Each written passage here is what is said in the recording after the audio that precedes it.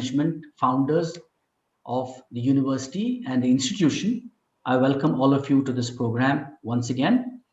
And I will be speaking on why MBA. What is the real requirement for doing an MBA?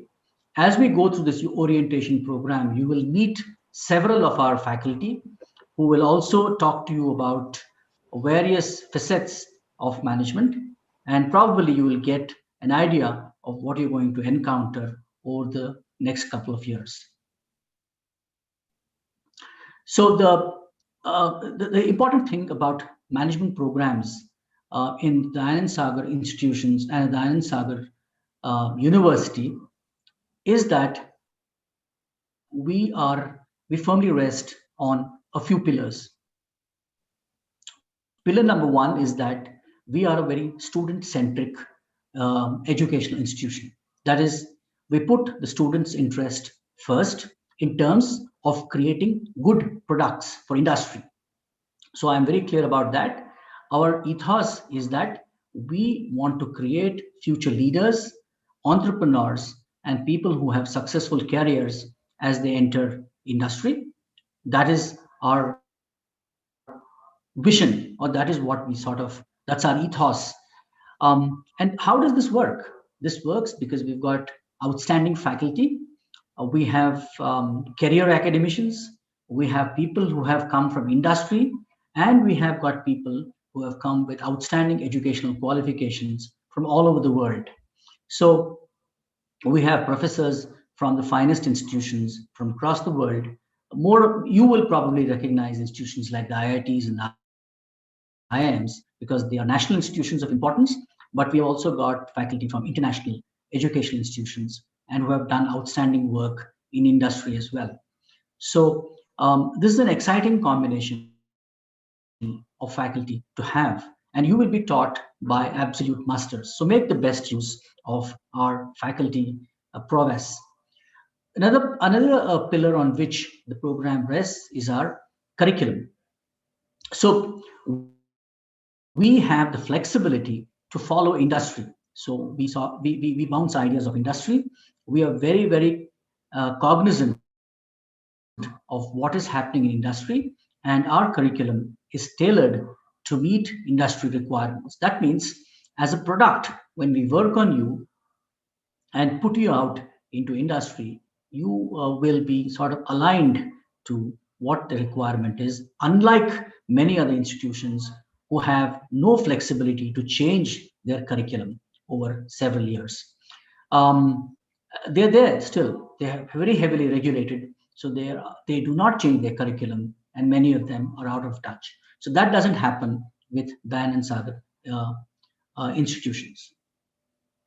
Another aspect or pillar upon which we rest is our pedagogy. So we firmly believe that you can't teach a person swimming from a textbook. And for you to be practicing employees or practicing managers as you go into the future, you need to have hands-on experience on various facets of management.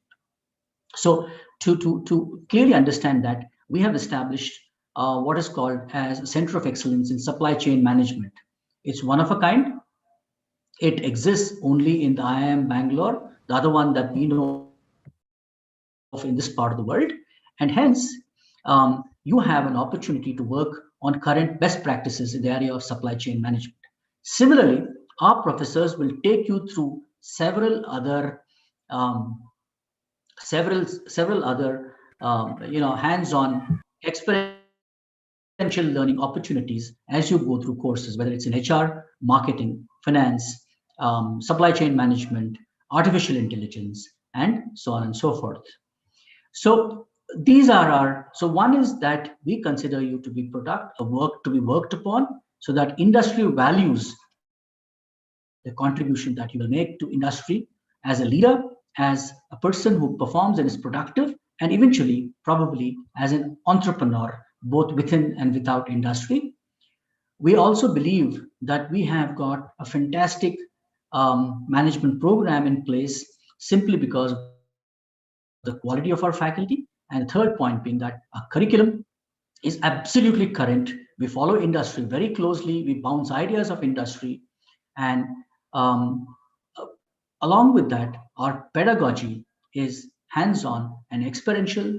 Our professors are people who have worked in industry, and many of them come with outstanding leadership credentials in industry, right from being CEOs downwards. So you are in safe hands, if I may, and you can expect to have a fantastic experience as you go through Dayanand Sagar University and the Dayanand Sagar institutions as such over the next couple of years. Also, we are probably one of the few institutions who have, um, again, recognized the fact that the world is changing. So, if you look back at how human beings worked, probably the early humans were hunter gatherers. So, one of the main occupations was, of course, foraging for food. So, the hunter gatherers were generally nomadic people. They went from place to place. They hunted animals. They gathered food from trees and so on and so forth. And when one area was exhausted, they moved on. But this led to extremely unsettled living conditions because people were always looking out for food and there was no permanent settlement. And then came agriculture. So agriculture evolved across several parts of the world, including India, um, several thousand years ago. And you then had an opportunity to not only grow food, but to store food. So along with that came settlements. And you had villages, you had towns, and you had so many other, you had cities, you had kingdoms, you had empires. So that was industrial revolution 2.0 from the hunter gatherer. This went on for again several hundred years. Still, we had the evolution of the steam engine. And then you had Industry 3.0, where you had what we recognize really as an industrial revolution about 200 years ago, which kicked off in England and then spread to the rest of the world. Um, Probably the start could be associated with the steam engine. And then you had factories and you had people who punched in time and punched out in time. This was not very natural for people who worked in agriculture and fields and so on and so forth. So Industry 3.0, and then we had Industry 2.0, and then Industry 3.0, where you had the the internet. So the internet, and you had the IT revolution, and so on and so forth. And that was Industry 3.0. You had several changes coming into how we work. It spawned the IT revolution in India. You had thousands of people working out of offices, cubicles, and so on and so forth on software. Opportunities like working from home and so on came about. And then we have now entered Industry 4.0, where we're talking about digitizing industry or a digital economy. And we are facing a new age. So the way we look at careers, the way we look at jobs have changed. And you are at the cusp of that change. So we are moving into an era where you have new technologies coming in on the back of artificial intelligence, machine learning, and so on and so forth. So these are exciting opportunities, and we have recognized this. So it is reflected in our curriculum, in the functional specializations that we offer. So you have probably one of the few institutions in this part of the world that offers an MBA in artificial intelligence. Our MBA in business analytics is very strong, and our MBA in supply chain management is much stronger and even stronger than many other institutions simply because it's supported on the back by a center of excellence. So the point I'm trying to make, while I do not discredit old economy specializations like HR, marketing, finance, and so on and so forth, I want to point you to the fact that we recognize how industry is changing and what is happening in the world, and would like you to sort of look at these new specializations carefully because they are going to throw up enormous number of jobs as we go ahead.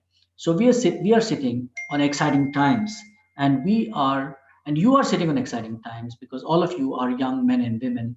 You are the future of this country. So choose well. As we go forward to this through this program, you will realize that the MBA program is probably nothing like you have sort of experienced in your life before. We are moving away from an undergrad program to higher education, and higher education brings in again a new pedagogy. Here it is very professor driven. All our professors have deep functional knowledge and are thought leaders in their respective areas, and they would like to run their course in the way that they think is fit, and they have that autonomy and they have the freedom and independence to do so. So follow them very closely and follow them very closely and see what they are bringing to the table. And so in that sense, while we have fixed syllabi and so on, there will be a lot of out of syllabus learning to happen, and you can learn in many ways. And like I said, the pedagogy can be is experiential. The pedagogy is also supported by, say, things like um, international case studies. The it is supported by um, articles and readings from the best universities of the world. So we borrow readings from, say, Harvard Business School, Harvard Business Review, MIT Sloan, the INSEAD, the IITs, the IIMs.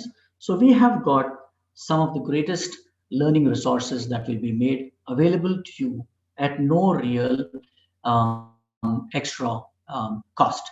So um, so it is very important that um, you sort of take the best out of what is there in on offer. So we have the combination of great faculty. We have a center of excellence. We have experiential learning. We have case studies, and you will be lectured to by outstanding thought leaders. This is a fantastic package that you can sort of expect to have. Eventually, why are you here? And I'm sure that many of you are here because you want to be leaders in your own right. You want to be people who understand industry, and you want to have great jobs as you sort of graduate from the portals of Dian and Sagar. And we have a placement division in place which looks at how to introduce you to the best job opportunities, the best industries, and the best roles that are available. In making this happen, of course, we expect you to contribute. We expect you to contribute greatly. We expect you to put in your best efforts, and we expect you to support us in or helping us to help you. Our one of the USPs, if I may, of the placement division is their industry preparedness program, and the industry preparedness program actually takes you through a set of exercises right from the time you enter the campus to the placement season, where you're introduced to new ideas and thoughts, including preparing you um, or hand holding you through the placement process in terms of mock interviews, group discussions, and so on, selection processes that industry expects. So we have pretty much covered all bases, and I'm sure you're going to have an exciting time. You must also understand that a lot of learning at the higher education level, particularly in an MBA program, happens through peer learning. So you will be put into groups, you will be put into small cohorts where you will have to consult with your peers, you will have to consult with your friends, you will have to probably consult with external managers in coming up with solutions to complex problems. So, peer learning and networking are an important part of the entire 2 year program. So, you can't sort of navigate this program alone. There are deliberately codependencies created where you'll have to depend on, say, your classmates or your course mates, and as well as external industry folk, and so on and so forth, for getting getting further information and making your learning more robust. So so please understand that collaboration is a very important part of this entire program, and I repeat myself, you can't really navigate it alone. We also recognize the fact that many of you have come from sort of different backgrounds, and um, so you need support systems. And we have instituted a unique program called a mentorship program. In fact, you are the lucky few who have sort of who will be introduced to this, where we have brought in people from the industry to mentor you. Industry mentors are not very easy to find, and these people come with outstanding leadership experience from the industry. Hence, I would like to tell you that these industry mentors will probably meet up with you a couple of times in a month and give you guidance on how you can strengthen your possibility of making great careers and getting great jobs.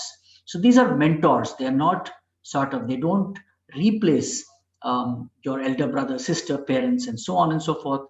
They are more of guides, and they will help you in navigating the program.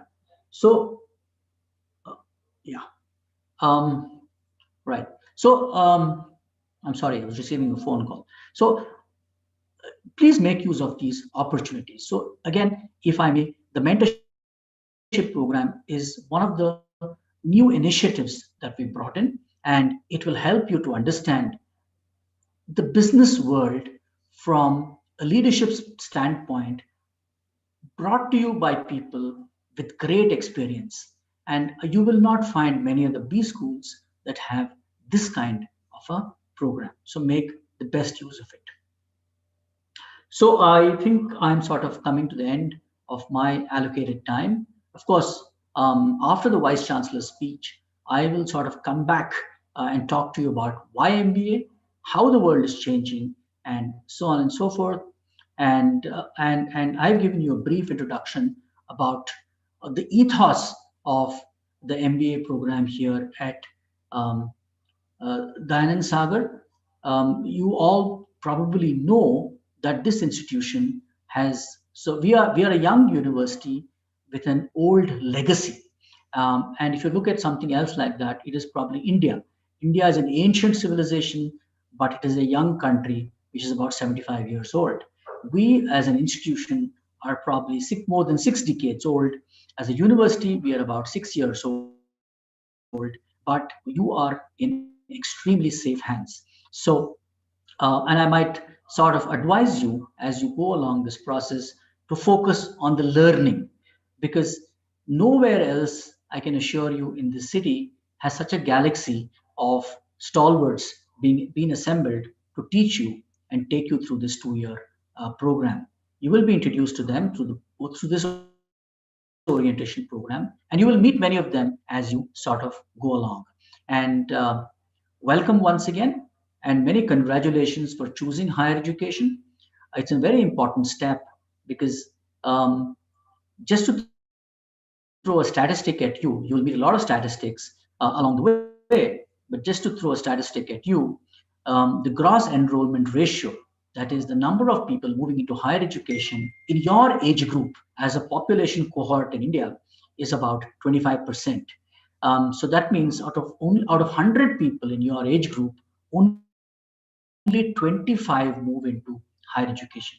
That means you are in a select group of people who actually make this transition. So you are privileged, you are lucky, and you are fortunate. So make the best of these 2 years, because you owe a responsibility to this country. Just think about the fact that about 75% people do not even have this opportunity to move into higher education. So in that sense, you are a privileged lot. So give it a good shot, stay focused, and I'm sure the results will be there. So thank you for choosing Dayanand Sagar institutions and university. Um, I congratulate you and your parents and family members once again and welcome you to the MBA program. Thank you very much. And like I said, I will revisit you after the Vice Chancellor's, the Honorable Vice Chancellor, Dr. Murthy's address, which will begin in about 5 minutes. I will now hand you back to the coordinator for this program, Professor Rajan. Professor Rajan has put this up, and Professor Rajan, are you there? Yes, sir, I'm there. Yeah. So I am. I will give about 3-4 minutes break for the Vice Chancellor to join. Yeah. Yeah, Sure. and I will leave this screen unless, or you can put up another screen if you sort of. Sir, this is fine, sir, I think. No? The screen was good. We can still make sense until your session. Yeah. We can use Okay. that only, sir. Yeah. Right. So also I will pause the recording. So, folk, please hang on, and the Honorable Vice Chancellor will join you in about 3-4 minutes. And thank you very much for your patience, and bye for the moment.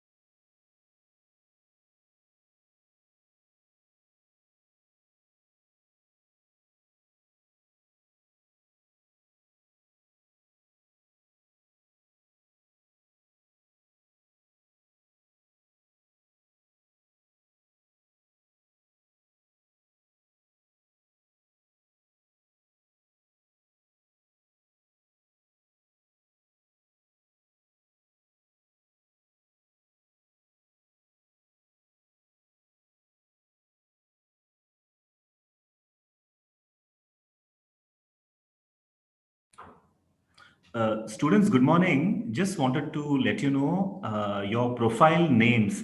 Can you just put your actual name? There is a student with the profile name 021094. So can you just make sure?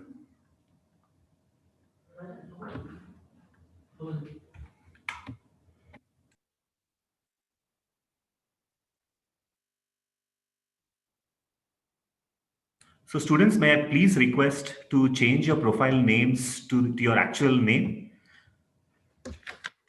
Anyone who has not done it, request you to do it, please. Thank you so much. Good morning, sir. Our Honorable Vice Chancellor, Dr. Murthy, has Good joined morning. us. Good morning. And I will hand. Sir, do you have a presentation? Should I stop sharing screen? Yeah, please go ahead. Go ahead.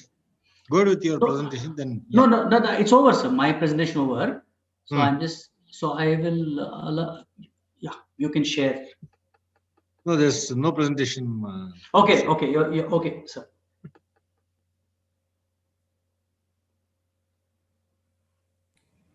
Captain, I'll do the introduction of our VC and then we can start. Yes, please. Yeah, thank you, sir. So, good morning, everyone. The Honorable Vice Chancellor, Dsu Mba University, Bengaluru, the Dean for Postgraduate Programs and Management, Professor Captain Nagaraj Subbarao, my faculty colleagues, my staff, my dear students. On behalf of the founders and management of the university, I welcome you on board to the orientation of the December 2020 MBA program. A very good morning to all of you. Today is a very special day for you and for us as well. This is the beginning of many good things. A wonderful program awaits for you, which you can bite your teeth into and make the most of what's going to come to you. Trust me, we will be doing everything in our capacity to make sure that you grow into not just fine professionals, but enriched individuals as well. You know, usually an orientation program lasts a day at the max.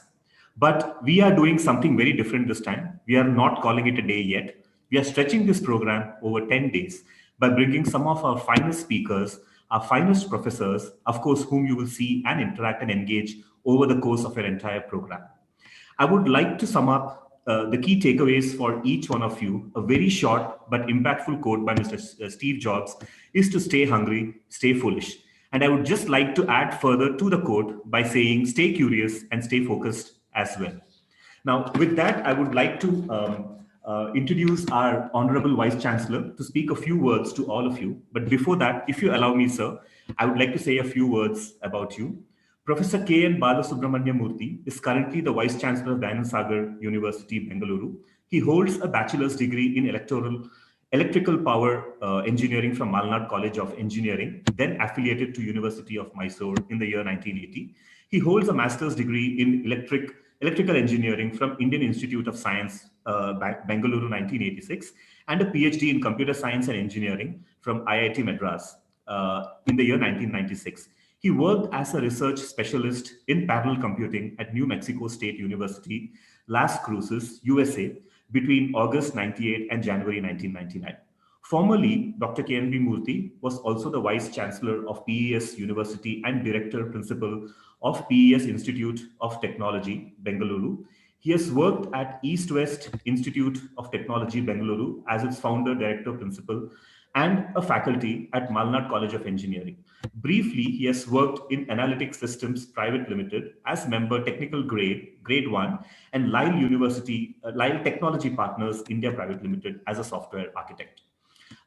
He is currently a member of Karnataka State Higher Education Council, the chairman of Board of IT Education Standards, Government of Karnataka, the chairman of Ranganathan Center of Information Studies, academic senate member of IIIT Dharwad, ombudsman at IIIT Bengaluru, academic advisory board member of KS Group of Institutions, advisory member of Don Bosco Group of Institutions, and governing council member of Cambridge Group of Institutions.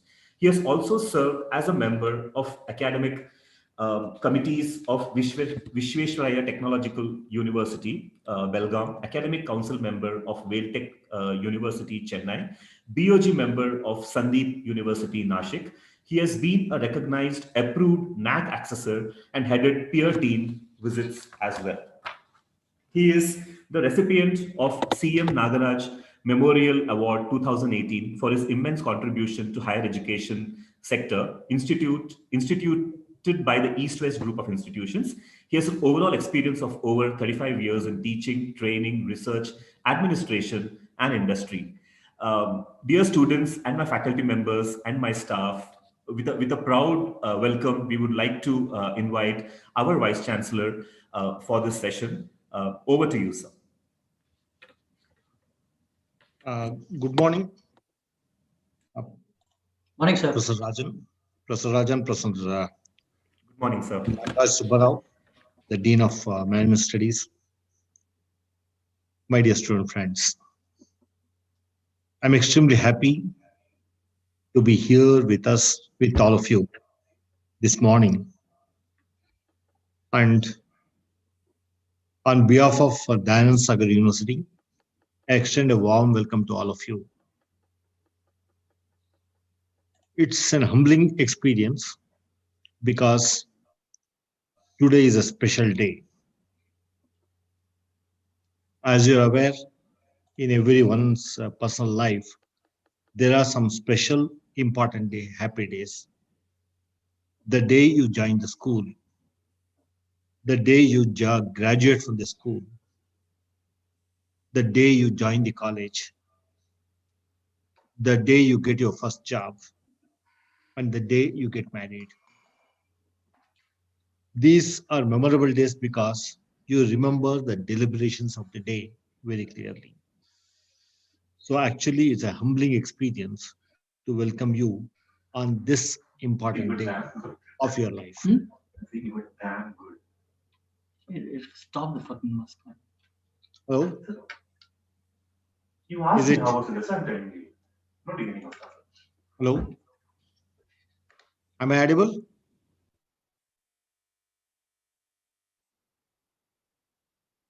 Captain sir, am I audible? Yes, sir. Yeah. You're audible, sir. Yeah. I would like to begin by congratulating all of you for selecting Dayanand Sagar University as the preferred destination to pursue your MBA program. You opted to a master's degree after acquiring a bachelor's degree. Of course, some of you may have some work experience, some may not have. However, you have successfully completed the entrance exam to get in here. And as you're aware, you are getting into a professional program, and possibly you know the a professional program or a professional course requires certain characteristics or certain things to be done by each one of you. One, since you joined a professional course, you need to be disciplined. Second, you need to be time conscious. Means you need to know what you're doing at what point of time. And you need to be committed and dedicated for this program of study. Of course, you need to believe in research. To become a professional, these are some of the characteristics. Then you need to be very honest. And you also need to believe in continuous improvement. These are the characteristics which a professional or a professional program requires. I'm sure each one of you are aware of these important characteristics. And you're also aware a significant amount of learning in a professional program happens by your own drive. There'll be always professors, teachers to guide you, but the drive has to come from the student or the person who is pursuing the professional program. Hence, learn to manage your time, which requires personal discipline and personal sacrifice. I sincerely request you to keep these points in mind. Besides, congratulations to all of you for joining a MBA program at Dayanand Sagar University. It's also a time for you to give thanks. It is important to acknowledge all those who have contributed to your success. Therefore, first and the foremost, your parents or whoever parented you and looked after you. They deserve your thanks. Therefore, say thanks to them. Second, the parents are the people who are educating you in this program have done it selflessly. Therefore, They seek only one thing from you, that is your success and your progress. Therefore, ensure that you're going to succeed in your program and also become a better professional in the future.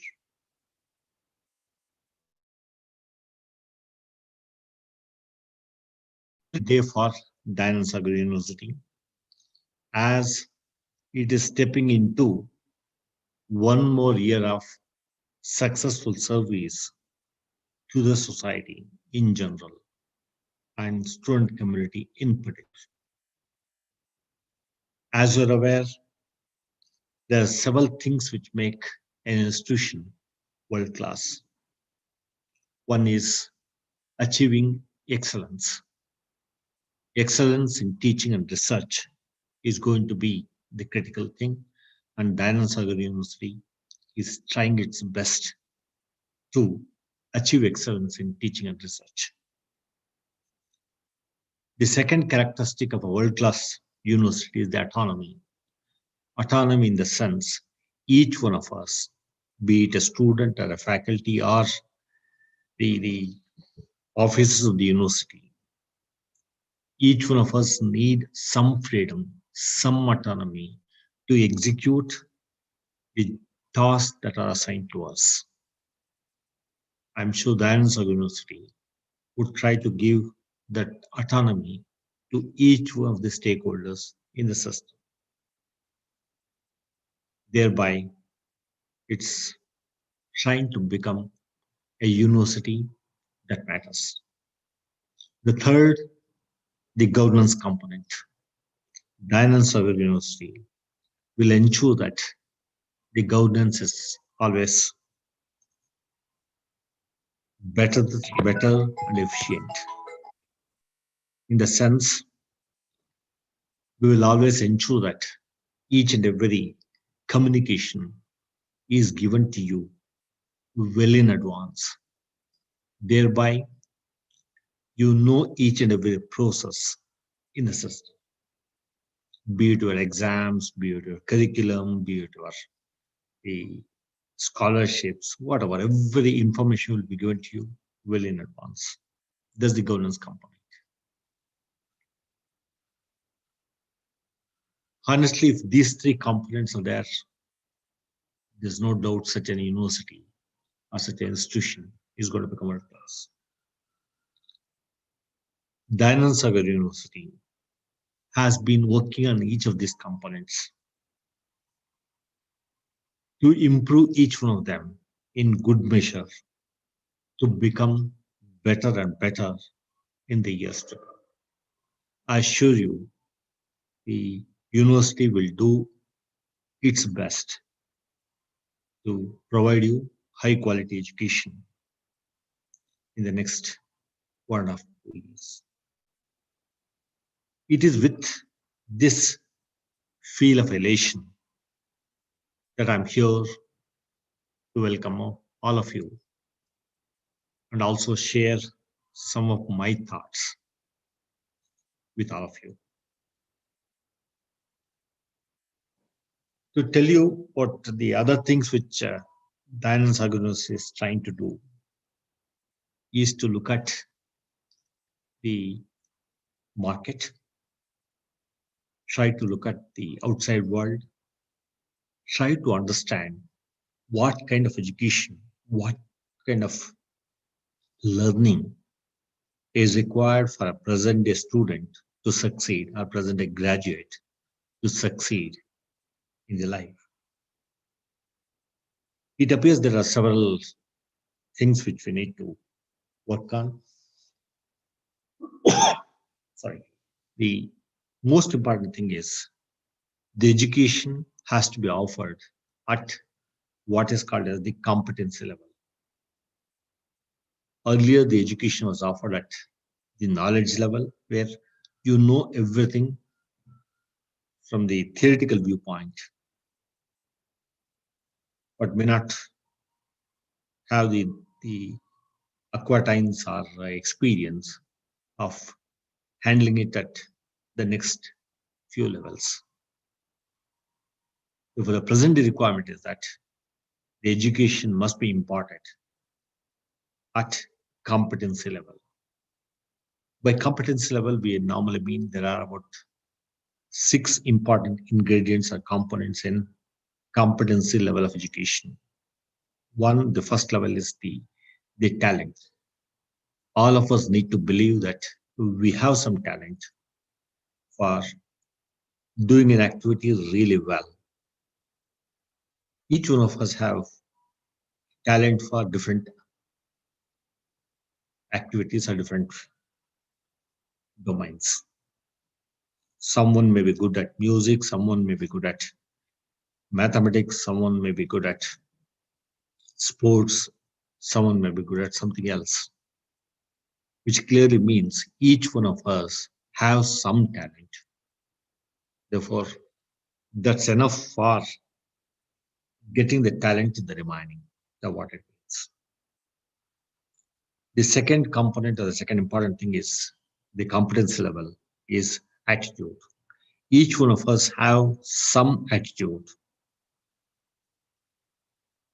Attitude basically means how we receive the inputs, how we respond to the inputs, how we work on the inputs given to us. Therefore, it's necessary for each one of us to understand that we have certain attitudinal things which we need to work on, which we need to improve upon, which we need to ensure that we do all the things in the right way. That's exactly what the attitude is all about. Each one of us have it. The third component is the knowledge component. Knowledge component in the sense, whenever a subject is being studied or being taught in a class, we need to understand the intent of that particular course, intent of that particular concept in the backdrop of the program that we want to study. Therefore, knowledge level is going to be critical for extending that knowledge to other domains of applications. The next level is the skill level. Means you may have the theoretical knowledge, but you also need to do that practically at the skill level and be confirmed or be convinced that the concept that you have studied is the thing that's there, the actual scenario. Therefore, that's the fourth component. The skill component is the fourth component. The fifth and the sixth, fifth is the capacity component. Capacity component is you must acquire the requisite ability to solve a large problem. Given a large problem, how do you plan to execute that large problem? And there are multiple methods. One method is the divide that large problem into a complex problem into smaller ones and try to find solutions to these smaller problems or solve these problems, smaller ones, then put all of them together to solve a larger problem. Therefore, you need to acquire that ability, that capacity to handle large problems. How best you can break it up, to what extent you can break it up, break up the complex problem is the skill that you're going to get or the ability that you're going to get. The last one is the capability. Capability is an ability to solve a problem like an expert. What does it mean? It basically means you're trying to logically reason it out and saying that and conclude that this problem is going to work. This is the way to work this particular problem. Because with the capability of solving more and more problems, you are trying to become an expert. What does it mean? It basically means with experience, you'll be able to solve problems like an expert. In other words, you're trying to become an expert in a particular domain, or you're going to become a large professional or a big professional in multiple domains. As I mentioned, the Dayanand Sagar University would like to impart the education at this level called the competence level. We work towards that. That is the talent. We recognize there's talent in everyone. We recognize there's an attitude associated with each one of us.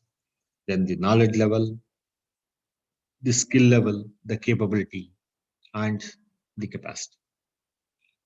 Again, it all boils down to or refers back to education that's imparted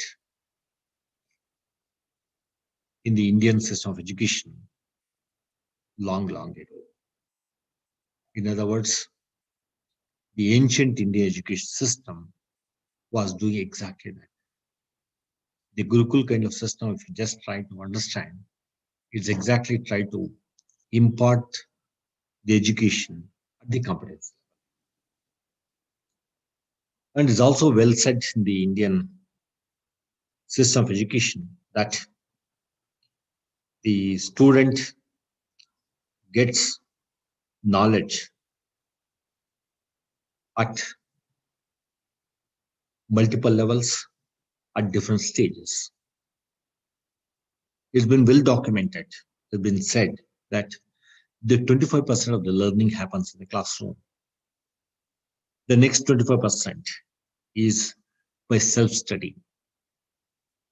Means when you study that particular subject which is taught in the class, then you get another 25%. The third 25% is being acquired or understood through discussions with the peer group, with the teachers, with others. The fourth is when the experience component. It comes with experience. Again, it boils down to the 6 components which I mentioned. The knowledge level, the thing all boils down to the same thing. The learning has been never been 100%. It means we need to work on each of these components. Attending classes regularly and going back home and studying the same subject from different textbooks and different literature to acquire a better understanding of the things. The next one is the discussion with your friends. It's necessary for you to talk to your friends and try to get some idea with regard to the subject. You can put forth your viewpoints and your friends can put forth their viewpoints. Probably a discussion would happen for each one of you to understand the subject with a lot more clarity. I'm sure the Anand Sagar University, the Department of MBA, would teach from that perspective, from that angle. To tell you about 1 or 2 points with regard to the management education. Management education is globally accepted, valued, respected by professional bodies and professional institutes, saying that management is a recognized study, recognized discipline. Of course, all of you need to understand the management education. The genesis started in 1911. 1911, that's where the first set of things were talked about management education. That was by Frederick Taylor. He's an engineer. He introduced some methods, scientific methods, to improve the productivity of workers in a company. And he has documented all of them in the first book called Principles of Scientific Management. Therefore, Frederick Taylor is the first one who indicated management is a field of study, and it gives enough tools and the techniques and mechanisms to improve the productivity of workers. Of course, all of you are aware of one important thing, that management comes into play whenever we do not have the resources in abundance. We have shortage of resources. When you have shortage of resources, the management principles come into play, in the sense how effectively we can execute that particular job with lesser number of resources. That's the whole philosophy with which the management education or the management principles come into play. Means the effective way of managing the available resources. That's what it is.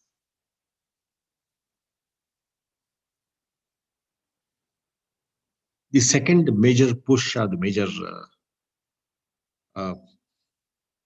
impetus was given to management education by Professor C.K. Prahalad and Michael Porter of Harvard University.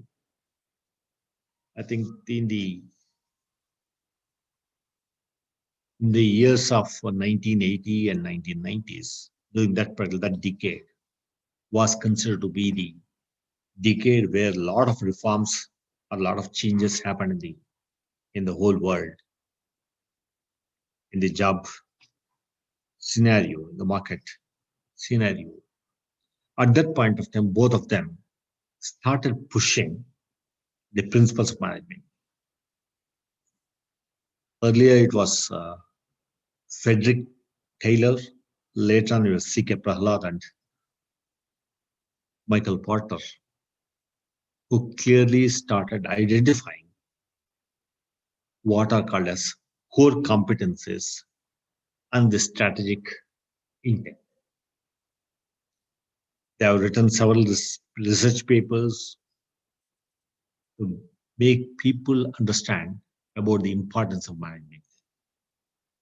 If all of you need to remember that the management education is a mainstream education today. All that is required is to come up with methods and mechanisms to improve the productivity. Therefore, it's necessary for all of us to pursue management education as a professional study, keeping some of these points in mind. And the last thing I would like to also indicate that the management education offers knowledge and skills to manage new generation problems and issues with ease. If at all you have a management background, you'll be able to solve the problems much faster, much easier than anybody else, because you're going to bring in the experience of management principles.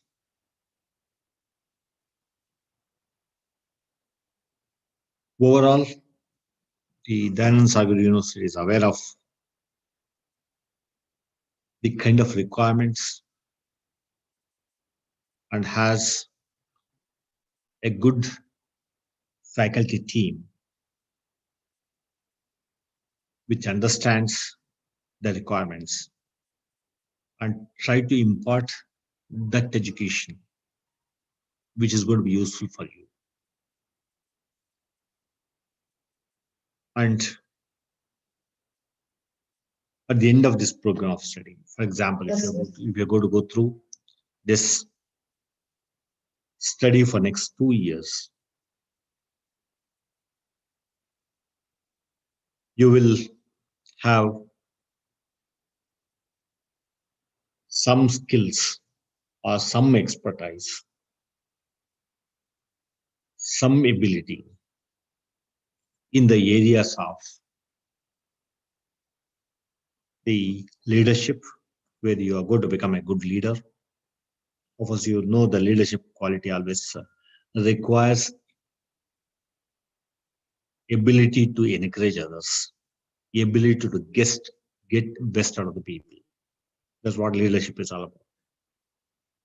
Second, you get expertise in strategy. You need to put out a strategy for solving a particular problem or an issue. Ensure that there's an improvement, either in organization or individuals, or both.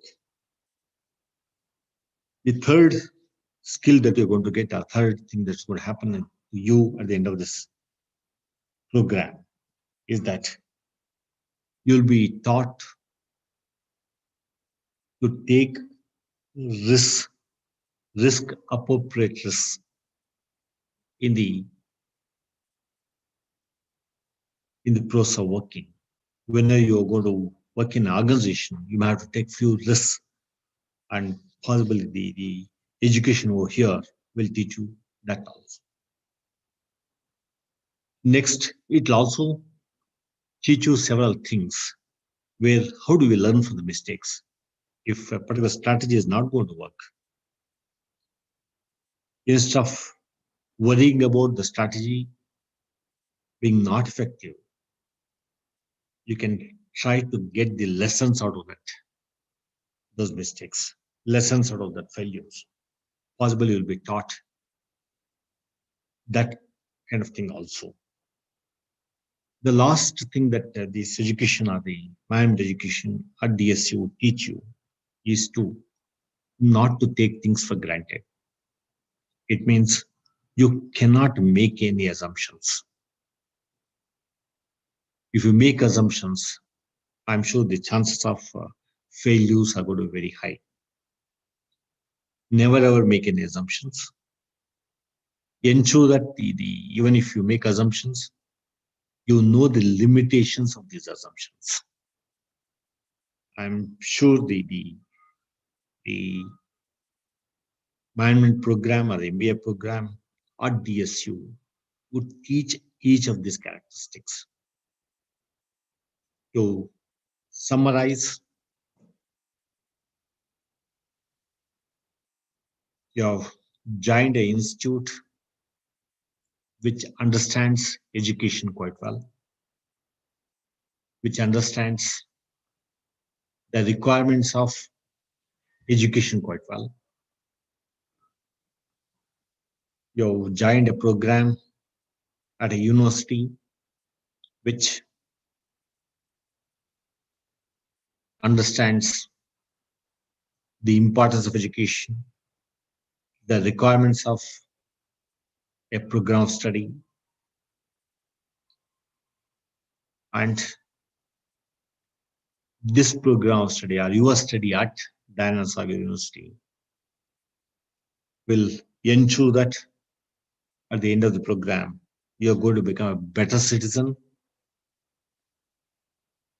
You're going to develop the passion for the program of study, because management requires a lot more reading, a lot more understanding compared to other disciplines. Therefore, the reading is going to be very, very important. You're going to read across disciplines. Third, the Dsu Mba University, the faculty over here, will ensure that your heuristic of learning is being taken into consideration. Means the way you learn things is being captured, and obviously the teaching will be done to suit your understanding, to suit your way of learning.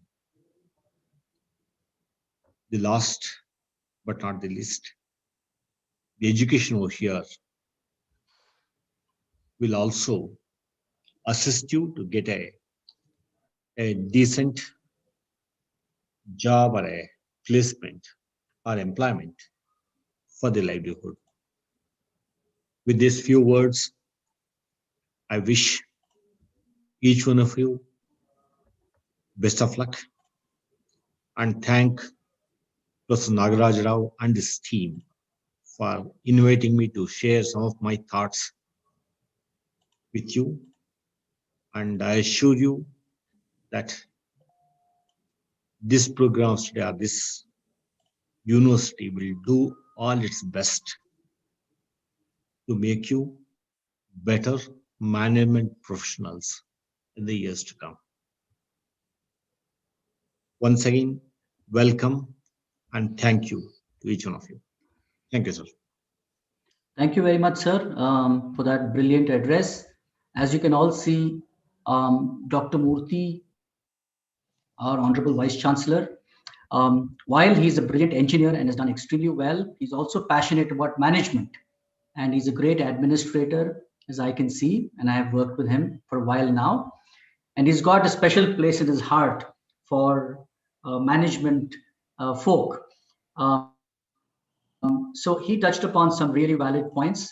For example, building domain expertise, building leadership skills, your attitude that you bring into the program, competency building and capacity building. And he's also passionate about the Indian system of education, which he speaks about, and how it aids in competence building as we go forward, as you go forward in your careers. And he traced management. So management and managers are a recent phenomenon, maybe about 100 years since we had managers first. Frederick Taylor, C.K. Prahalad, Michael Porter, all well-known names who have published widely. Skills that you will have to learn in this program, like problem solving and decision making, which are very important to add value to industry. And of course, strategic thinking as you rise in your own careers as a leader, entrepreneur, employee, and so on.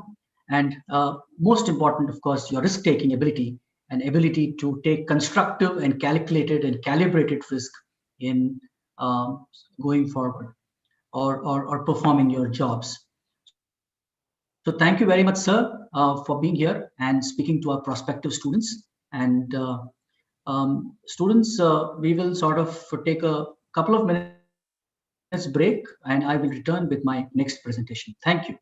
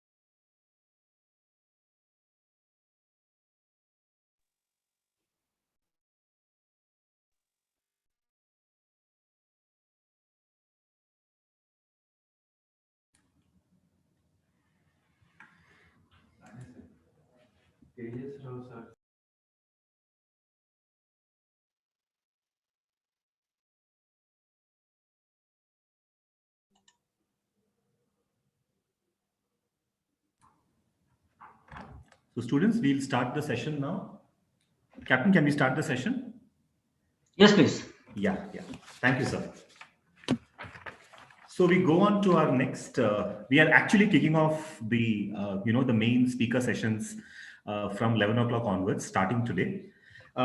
Before we do that, I would just like to give a small background into what we are going to discuss now. So the backbone of any solid. I'll just record. Sorry. Okay. The backbone of any solid program are basically three things. One is a good set of students who are always challenging us to do better, a great faculty, and a strong curriculum. And before you even begin, have you ever asked yourself why you want this MBA? Why is it so critical for you all? The dean will tell you why. But before that, we'll have a quick profile about Professor Captain Nagaraj Subbarao. Captain Nagaraj Subbarao is a master mariner with a specialization in navigation, dredging technology, and ocean engineering, and he holds an MBA and MPhil degree in human resource management and a specialization in leadership and strategy from the University of Illinois, Urbana-Champaign, USA. Professor Nagaraj Subbarao commanded state-of-the-art ships while in the Merchant Navy through a career spanning 22 years. He has led teams through adverse conditions and has wide international experience.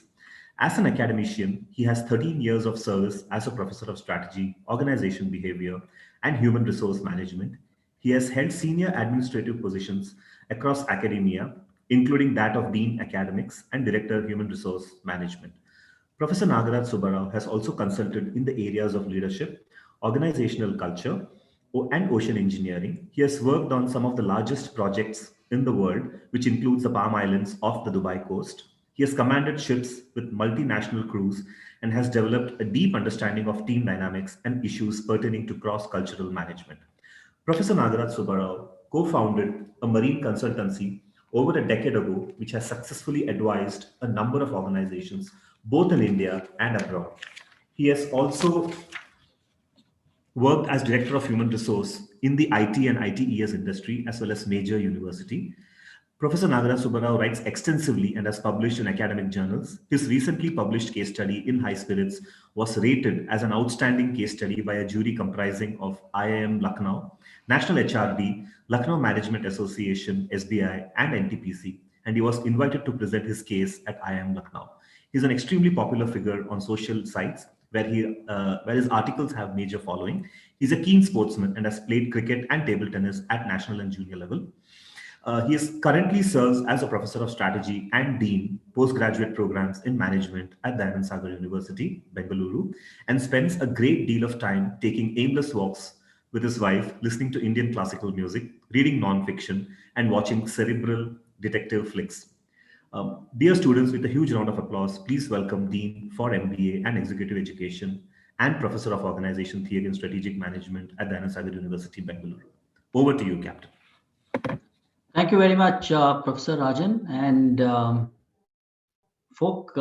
So here I return time to speak more on something more focused on why an MBA. And in the afternoon you will go into greater depth on core functional areas. But for the moment, we will stay. We will take a helicopter view as to why an MBA. So I would like to repeat what I said earlier. MBAs have been in existence from probably the last 60, 70 years. And managers as such have been in existence for the last about 100, 120 years. So before that, there was no concept of management as we understand it today. So in that sense, it's a fairly nascent or a new profession, and it's something that um, which is evolving as we go forward. It's not like say engineering or civil engineering and things like that, or medicine even, um, or somebody who manufactured pots and pans and so on and so forth. So this is a new age program. So why is an MBA so important? So can I request everybody to mute, please? Shri Saumya, can you mute, please? Yeah, thank you. So why is it important uh, for you to do an MBA? Or why is an MBA so important? And if you look at, say, the unemployment rate, so say unemployment is something that concerns all of us. For example, so for an interesting point is that our incumbent Prime Minister Narendra Modi, he came to power on an unemployment or an employment platform. He said that I am going to give employment to a lot of Indians. And why does it become more important? Why does it become very important? It becomes very important simply because India is a growing country and we have what is called as a demographic dividend. That is, we have a lot of young men and women below the age of 30.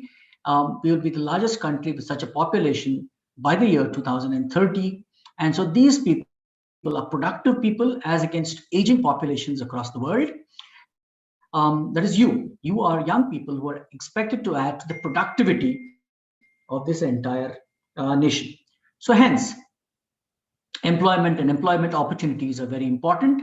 And if you look at the unemployment percentages just before COVID, we were hitting somewhere between 7.8 to 8.2%.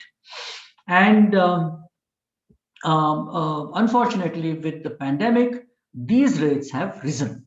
So these rates have gone beyond 8.2, maybe hovering around 9 now. And that is a stark figure. 9% of our working population is in unemployment. That runs into several hundreds of thousands of people. So how is this associated with an MBA? The MBA, of course, makes you more employable. And while this is a country with a demographic dividend, and there are a lot of people who can sort of who are employable or in that employment band or spectrum, it is imperative that jobs, and it's also more imperative that these people are qualified to get the job. And so hence, as the Vice Chancellor was speaking in the morning, you need to build on competency, you need to build on capacity building, and you need to build on so many other things.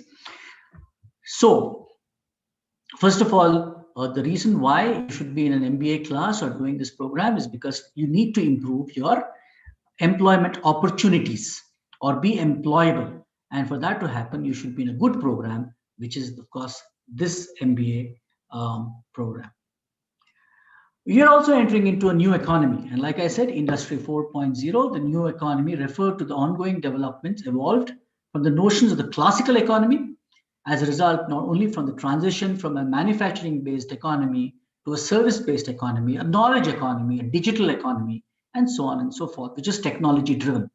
Again, fortunately, we have recognized that fact, we understand that fact, and we are sort of, we are kind of taking that forward in the sense that we have brought in a lot of technology elements into our MBA program. And so you will see as you go along.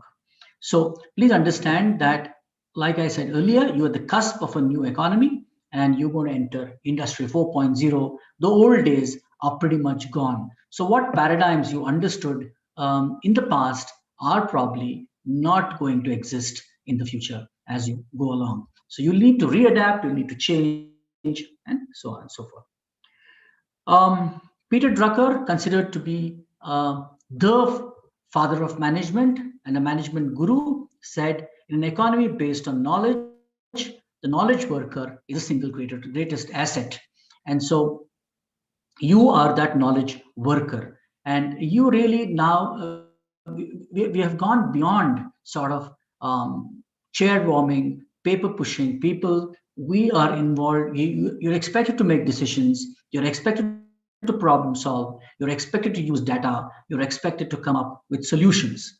So an organization is always in competition for its most essential resources: qualified knowledgeable, dedicated people. So look at that sentence carefully. You need to be qualified, which you will be. You need to be knowledgeable, and you need to be dedicated. And there comes your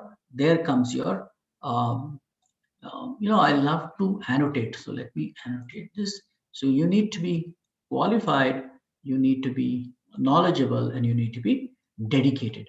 So these are very important things. So therein comes in your attitude, therein comes in your personality, and so on and so forth. So you learn more about these things as you go along. And so in the old days, it was the organization, which sort of called the shots, and the individual was sort of subservient to an organization. But today, it is the individual who drives an organization, and an organization requires good people. So in a sense, we have come a full circle, and we have now organizations are sort of looking for talent, and they are fighting for talent. And in America, particularly, there is something called as a war for talent, because good people are scarce, and you need to be in that genre of good people. Please also understand that outsourcing was initially looked at a low-lying or low playing industry, and you had call centers and so on and so forth. Today, that paradigm has shifted. Today, you have major institutions of the world, for example, Walmart, which has opened up an analytics lab in Bangalore, in the city, and they have employed already more than 2,000 people in analyzing their supply chain management systems. As you may or may not be aware, Walmart, one of the largest organizations in the world, relies very heavily on supply chain management, and hence they need to research this carefully. So supply chain analytics is an important area going forward. And like I said, we are one of the few institutions that have a center of excellence, and so we well support this specialization. But to bring you back to this particular slide, knowledge process outsourcing may be soon the largest revenue grosser in India. Going beyond the IT industry, or the small manufacturing industry that India has. So India has a large pool of skilled manpower. They have chartered accountants, MBAs, doctors, lawyers, research analysts, and so on and so forth. So this might be the new international industry that Indians have. Data analytics, business analytics, supply chain management, artificial intelligence, all these play a major role in this particular area. And already India controls about 54% of remote work worldwide. So you can get into, say, a Goldman Sachs or Ernst & Young, or a Price Waterhouse Coopers, or a Walmart, and then work on data analytics from India for the rest of the world. And you must understand that the opportunities are plenty. The opportunities are enormous, but for that you must be employable. There is a man that we will be talking about in a case study. His name is N.R. Narayan Murthy. He was the founder of Infosys, and he said that the tragedy is that in India is that while we have a great number of schools and colleges and so on, much of the population coming out of those schools and colleges are actually not employable. So he says that that's the conundrum that we face. So we have a large pool of engineers, we have a large pool of management graduates emerging, but many of them are not employable. Now, we want to ensure that you don't fall into that subset. We want to ensure that you are very much employable and that you will add value to whichever industry you go to, so that your jobs, careers, and your life is sustainable. But like this slide indicates, you are in exciting times.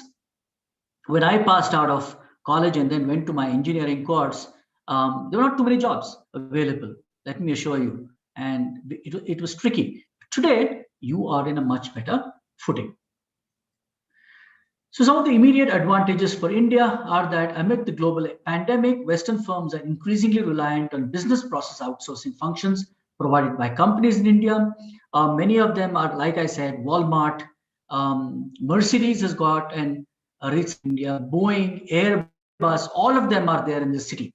And all of them are looking at young people like you to sort of give them that um, the strength to carry out data analysis.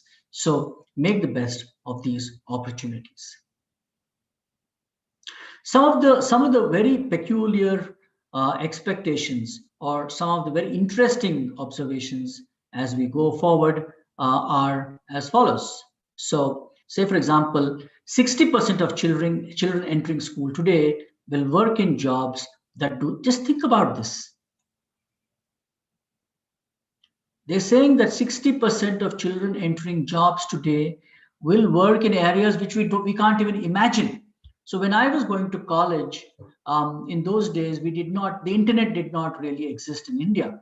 And so, doing something like this was not a possibility. We could not run remote classes, but today it's a reality. So hence 60% of children entering school will work in jobs that do not exist. 47% of all American jobs could be automated. So when I go to the United States, I already see self-driving cars. You have cars that drive themselves in some states. It's still in the prototype stage in many other places, but then it's a distinct possibility. So many jobs will be automated, particularly routine, mundane jobs.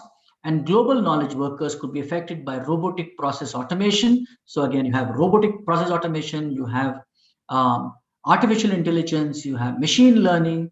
I will leave my more technical colleagues to talk about it as you go along. We have some outstanding faculty in the area of engineering, in the area of AI, in the area of analytics, in the area of supply chain, who will speak to you as we go forward, and they will be more meaningful and in depth.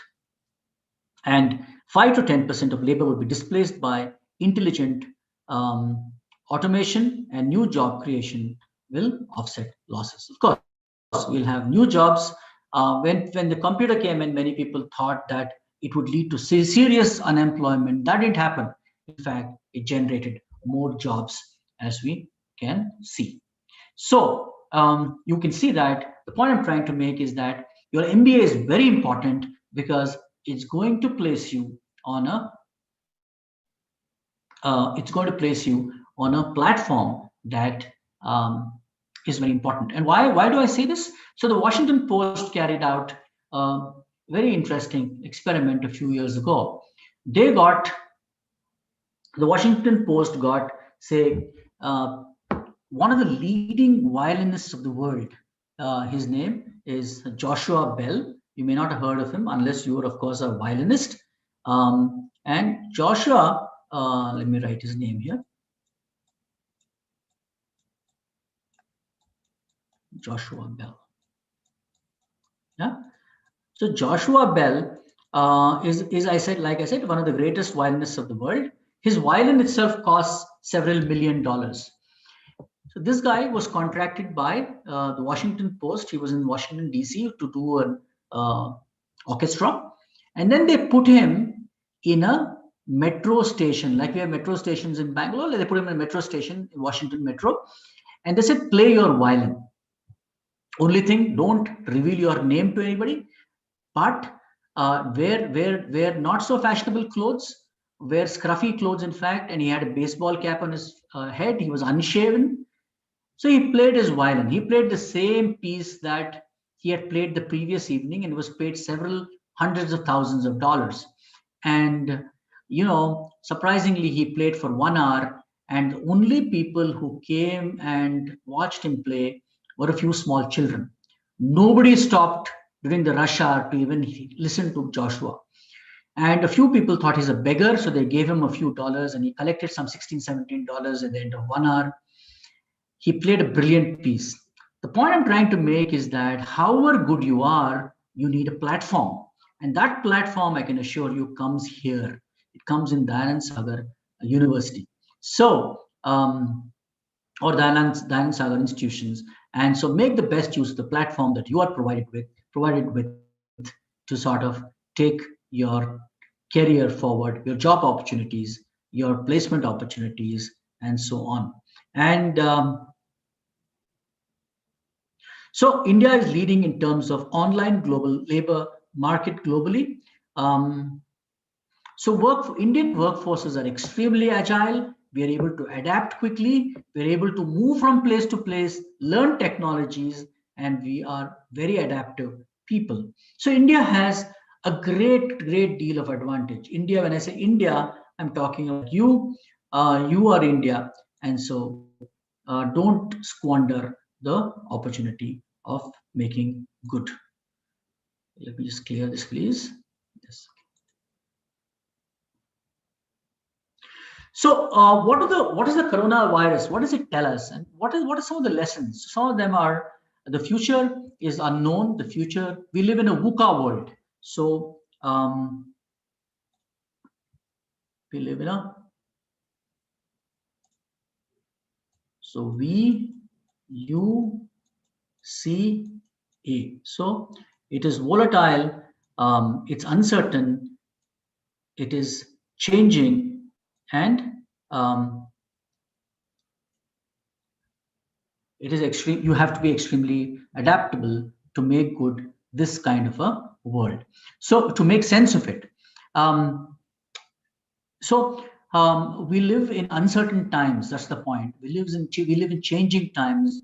We live in times where you need to be adaptable, and Earth can hit back actually. We call it Mother Earth. It can hit back like we have seen in times of the pandemic. So you can't be excessive, you can't be greedy, you can't be endless in your consumption needs, and so on and so forth. We're seeing phenomenon like carbon footprint. We're seeing phenomenon like global warming. So just to give you a perspective, if the polar ice caps melt, you will have the sea rising by a couple of meters. And that is good enough to swamp a country like, say, the Maldives will disappear very quickly. But it will even affect countries like, say, Bangladesh and so on and so forth, which massive populations. And that is a frightening scenario because if global warming continues and the sea levels rise and low-lying countries like, say, the Netherlands or Bangladesh disappear, where will those people go? There are going to be huge migration of population, and these are frightening prospects. So we are in difficult times, and the world is looking to young people like you to come up with solutions, practical solutions to solve some of these issues. Recently, you had this girl called Gitanjali Rao, who's been selected as the kid of 2020. That is, she's the most outstanding child in the United States, and she appeared on Time magazine's cover, which is a huge honor. And why? Because she provided scientific solutions at the age of 15 to problems that are pressing. And if she can do it at 15, I'm sure you can do it at 21 or 22. After all of us come from the same stock. So governments and corporations need to become more responsible. Why do they become more responsible? Because corruption is rampant in this country. Ethics need to be understood. Unethical people finally meet a sad end. And this is something that you will learn in this program. This is something that is important for you. I can assure you that our professors here are not police people. We're here to teach you, and we hope that you understand ethics and you practice it, because there are no shortcuts in life and society. You need it to sort of be successful and sustainable in whatever you do. And some countries are failing to manage. Some countries are irresponsible, and they will pay a heavy price as we go along. So the bigger point here is that we live in extremely volatile and changing times, and you need to be adaptable. So, what should you be? You need to be learning all the time. You need to be respectful. Your old habits may not survive. Like I said, you're moving into a new program of higher education. You need to work harder. You need to stay focused, and you need to understand that you are responsible for your actions. So, give and be an altruist. Share, like I say, share irresponsibility, or share whatever you have with your colleagues, your friends, and so on and so forth. It helps you. It helps you to grow. It helps with the mind, with a positive mindset, and so on and so forth. And be adaptable and be very fast. So some of our businesses that have been really badly hit are, so you can see here that um, some businesses are resilient, some are not. So, for example, restaurants, in about 16 days, they run out of their cash flow, and they can't really sustain operations beyond that. While real estate is much better. So real estate is bouncing back. You can read the Economic Times today. That's another habit you should develop. Read the Economic Times regularly, so that your business acumen improves, your understanding of the business world improves, and so on and so forth. So, when you go into business, or you want to be an entrepreneur, be data driven, understand data and what information it can provide you and how it takes you forward. So restaurants are difficult to manage in difficult times, while say some organizations like high tech services and so on and so forth are more sustainable. I put this slide here because I wanted to understand that MBA programs are all data driven programs. These are not opinions. These are not based on what you have heard from somebody else.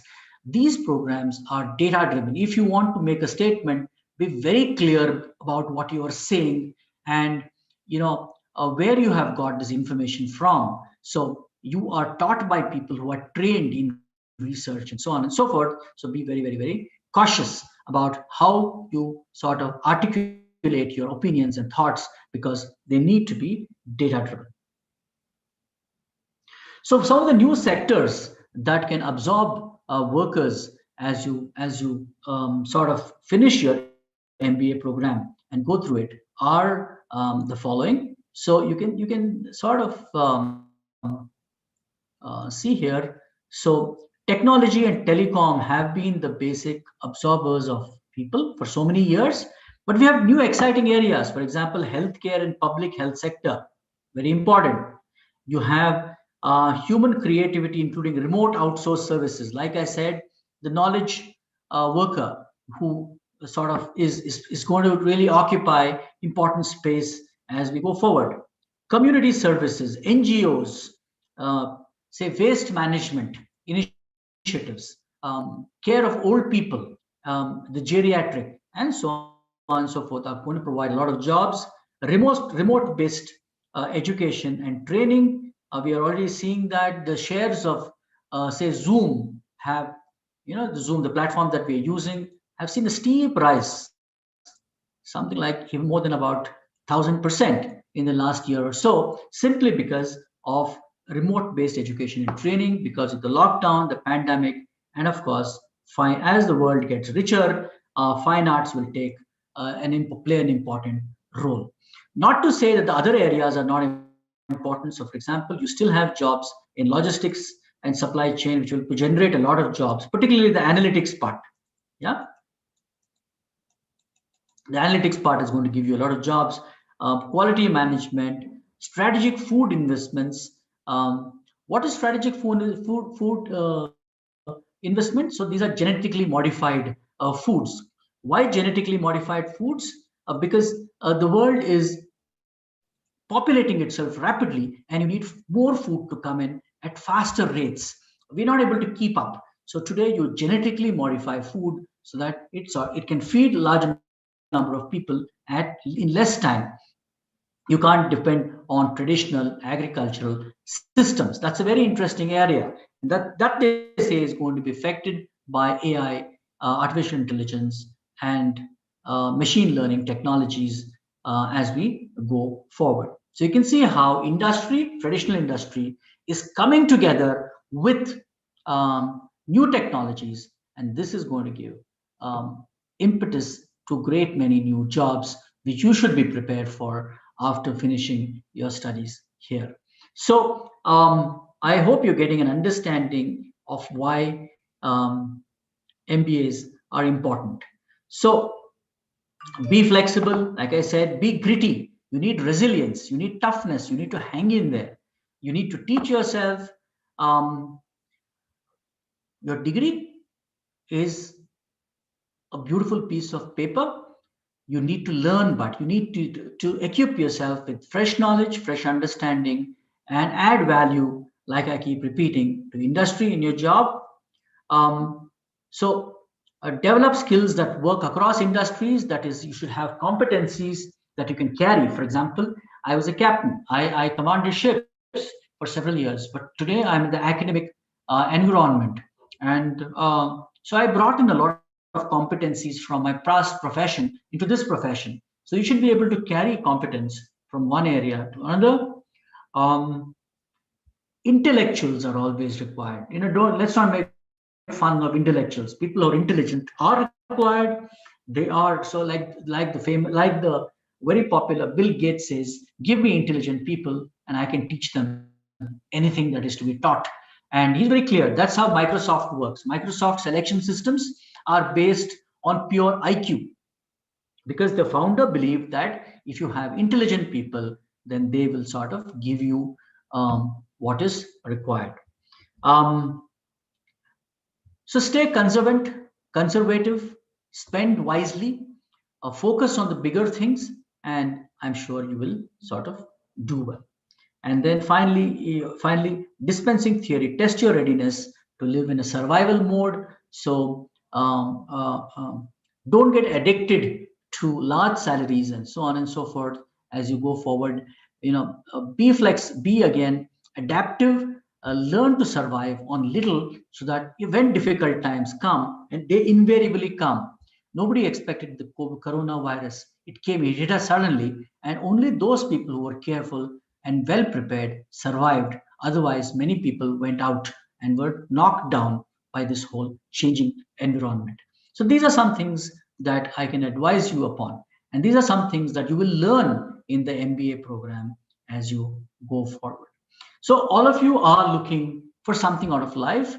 One of the most important things that you're looking at life is, of course, your career. And please understand the career crossboard model, which I teach as a part of my course on hiring, goes like this. First, you learn to manage yourself, manage others, manage managers, manage a function, manage a business, manage a set of businesses, and manage an enterprise. So, a good example is, say, somebody like Sundar Pichai, who today heads Alphabet. That is the parent company of Google. And he is now an enterprise manager. And the important thing is that he started off small, graduated from an IIT. He then went to Stanford, and he manages himself. So this is what companies are going to look at when you come. They're going to look at your personality. They're going to look at your attitude. They're going to look at your ability. They're going to look at your knowledge, and they're going to look at how adaptive you are. Yeah. So these are important things, and if you have all these in place, then you will go from managing yourself to managing others to managing managers, and finally managing an enterprise. But let's focus on this for the moment. Manage yourself well. That is, stay responsible, stay focused, stay attentive to what is happening in your program, and never take anything for granted. It's really very easy for things to collapse around you. Um, clear this, yes, please. Okay. So please understand that I repeat myself, at the higher education level, you are responsible for yourself. You're not doing anybody a favor, least of all your parents or teachers. You are doing yourself a big favor by getting an MBA degree. So this is your valuation. You have come here on your own, and you are satisfying the human need inside you and not the community around you. So live your life, follow your dreams, chase them, chase your dreams, achieve your dreams, and then make all of us proud, make this country proud, and make fulfill that destiny that lies within each one of you. Because eventually you are studying for your own self. I'm sorry, I sort of logged out. Okay, you're satisfying, right? Not the community around you.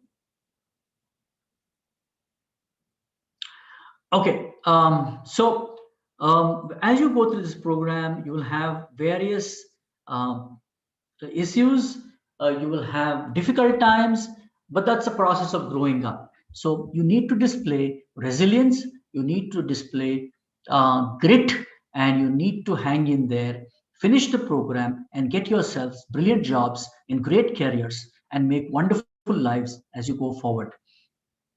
And stop complaining. People have a lot of complaints, but I think this is the you should make a statement where you say that I'm not going to complain anymore, but I'm going to look at opportunities, and I'm going to make the best use of whatever is thrown at me, and I'm going to come out successful. If you keep that resolve in mind, I'm sure that you will do extremely well as you go forward. So I have spoken a lot, and what do you need to do at this point in time? You need to come out with. I told you what is our vision. Our vision is to make great leaders out of you, great employees for industry, great entrepreneurs, so that you can contribute to this country in terms of job creation and wealth. What is your vision for yourself? So do me a favor, look at, say, a 3-year, 5-year, and 10-year horizon. Yeah, do a matrix like that, and make a matrix like that, 3-year, 5-year, and 10-year, and look at what are your professional goals that you have, what are your personal goals, and do you have any business goals. So do this matrix, spend a little time over it. Professional, personal, business, or wealth goals. Where do you see yourself in 3 years, 5 years, and 10 years? That should be a very interesting exercise. So I'll repeat again, have a mission, have a vision. What are your values? So if I ask many young people, they say values are of two kinds. Values are terminal. So if when you say value, what do you value out of life? They can be terminal and they can be instrumental. So terminal are so one terminal value that all of us have is I want to be rich. Good, that's a terminal value. But how do you become rich? That's the instrumentality of it. So obviously you need to be responsible, you need to be conscientious, you need to be hardworking, and you need to be a great many other things, including having an element of luck. But that is the instrumentality of it. So what is your mission? What is your vision? What is the value you want out of life and work? What are your best practices that you can put forward? And then do this matrix of 3-year, 5-year, and 10-year time horizons. What are your professional goals, personal goals, and of course, your business or financial goals? And you can say that my personal goal is I want to get married in say 5 years time. That's a personal goal. I want to have a crore of rupees in 5 years time. That's a business or a financial goal. I want to be CEO of a company in say 15 years time. That's a professional goal. So please do this exercise, and I'm sure, and keep looking at it from time to time. Stretch yourself, do well. You're in a good place. You're going to get a good education. So don't shortchange yourself. And I'm sure that you will do extremely well. But this exercise needs to be done. And of course, quickly to end, our program began in 2016. We have made steady progress, and we have students who take direct admission. We have students who also come through PGCET. They'll be coming in very shortly. Our vision for the program is to ensure that our students are brilliant leaders, problem solvers, and innovators who will add value to their employers and who will sooner than later turn entrepreneurs to create wealth and jobs in India. So that is our vision. Please come up with your own vision for your own self, and I'm sure it will keep you in good stead. So the story never stops. It goes on and on and on. You will be in our position one of these days, maybe 30, 40 years hence. You will be business leaders, you will be entrepreneurs, you will be responsible parents, and so on. And you will be giving similar advice to probably your children, other youngsters. But it is your time now, and so seize it by in both your hands. Opportunities are plenty. These are exciting times to make great careers and great lives. Don't miss out. And all of you are talented and smart people, so don't shortchange yourself, as time will slip away. Time goes if you don't sort of make it count for yourselves. So, ladies and gentlemen, congratulations once again for enrolling for a management program in higher education. I think you have done yourself a favor. And if somebody advised you to do this, please thank them profusely, because this is going to be a game changer in your life as you go forward. Because um, management education is probably one of the few areas which change not only the way you work, but it changes the way you think. Just look at a course like, say, organization behavior or organization theory, which I teach, and this program, this course draws from areas like psychology.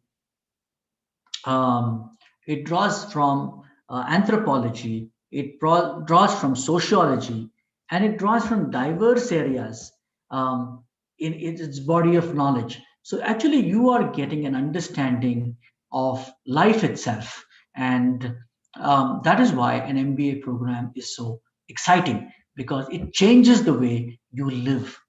So, on that note, I thank you very much for the opportunity to talk to you. I will, of course, be meeting you in class as we go ahead. And for the moment, I will say bye bye, and we'll catch up later. And I will hand you back to our moderator and the man of action, Professor V.V. Rajan. But in the meantime, we have got about 5 minutes or so. So, if you have any questions, please feel free to ask me.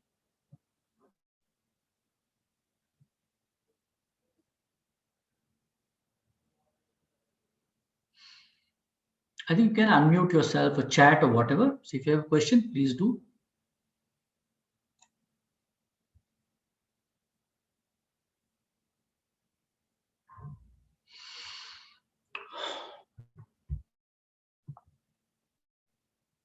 Okay. So one more thing is that the greatest trait required in MBA program is you should be able to make an opinion and then defend it. You should be able to do both, not giving aimless opinions, but if you make an opinion, be able to defend it with logic, information, data, and knowledge. So that is very important. So, Professor Rajan, can I hand back to you, please? Yes, sir. So, students, we'll take a break now and we'll resume back at 2 p.m., Yes, where sir. we'll come back with sessions by Professor Rahul Dige followed by Professor Alok Chakravarti. So Rahul Dighe sir's session will be between 2 to 3, and Professor Alok's session will be between 3 to 4. Yeah? Yes, sir. So I wish you well, and we'll see you soon. Yeah? Thank you so sir. much. Thank you. Thank Thank you, you. sir. Thank you very much.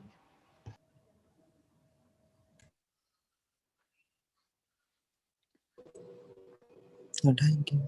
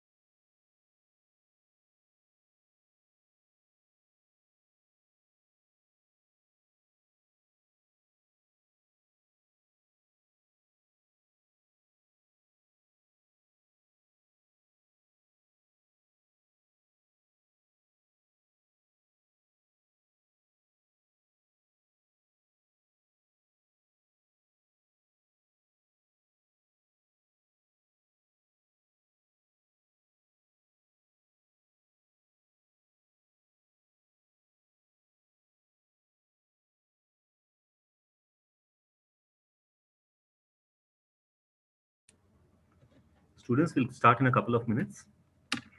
Good afternoon to all of you.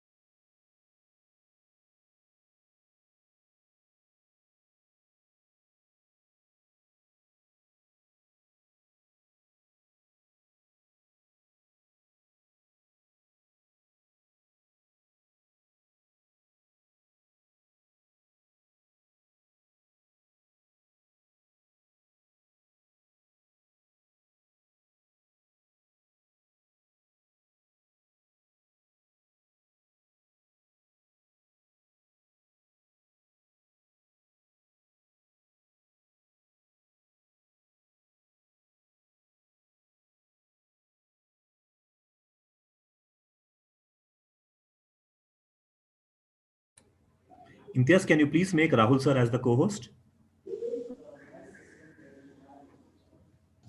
Yes, sir.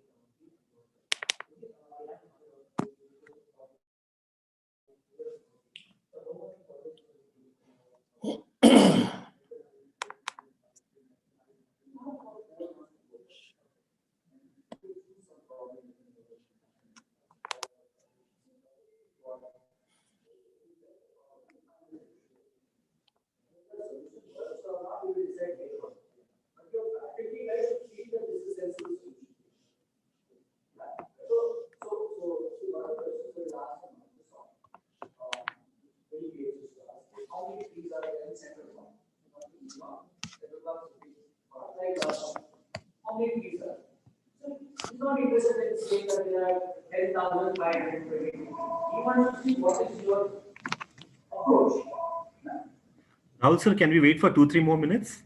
Yeah, we can wait, sure. Yeah. Okay, sir.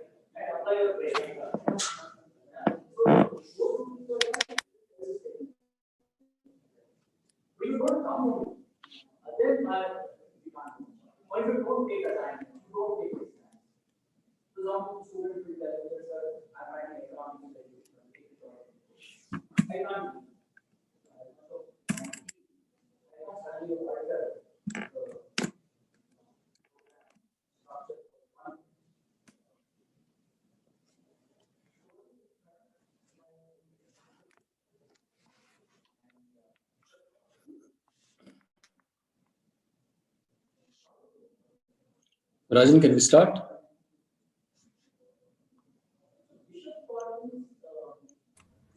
Yes, sir, we can start. Okay, great. Yeah. Thank you. Yes, sir, 1 minute. I'll just introduce 1 sec.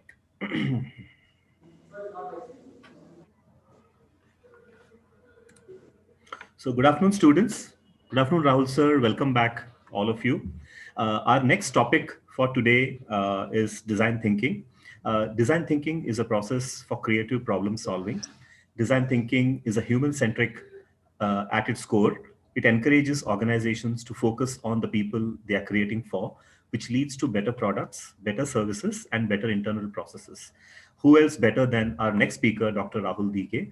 But before I hand over the session to Sir, I would just like to give a small background about Rahul Sir. Dr. Rahul DK is a professor of supply chain management, innovation, and operations. He was the head of innovation at IBM India for over a decade. He has a BTech from IIT Bombay and has a MS and PhD from MIT Cambridge, USA. He's going to speak to all of you about design thinking. Over to you, Rahul sir. Thank you so much. Okay. Yeah, thank you. Thank you, Rajan. Thanks a lot. Okay, welcome to the afternoon session. I think we are going to have, all of you are going to have 2 sessions. That is, design thinking is the first one. So thank you for joining.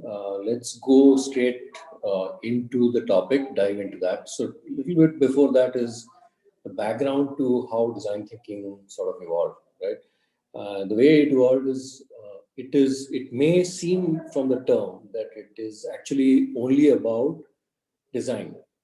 That is design of physical artifacts, but or maybe design of software and design of various things, processes, etc. So it is very much so. It is about designing something, need not be physical objects. So it's, although it started with design of physical objects, that is user interface, user experience improvement. When it comes to, say, ergonomics of chairs or usability of certain things like cars, etc.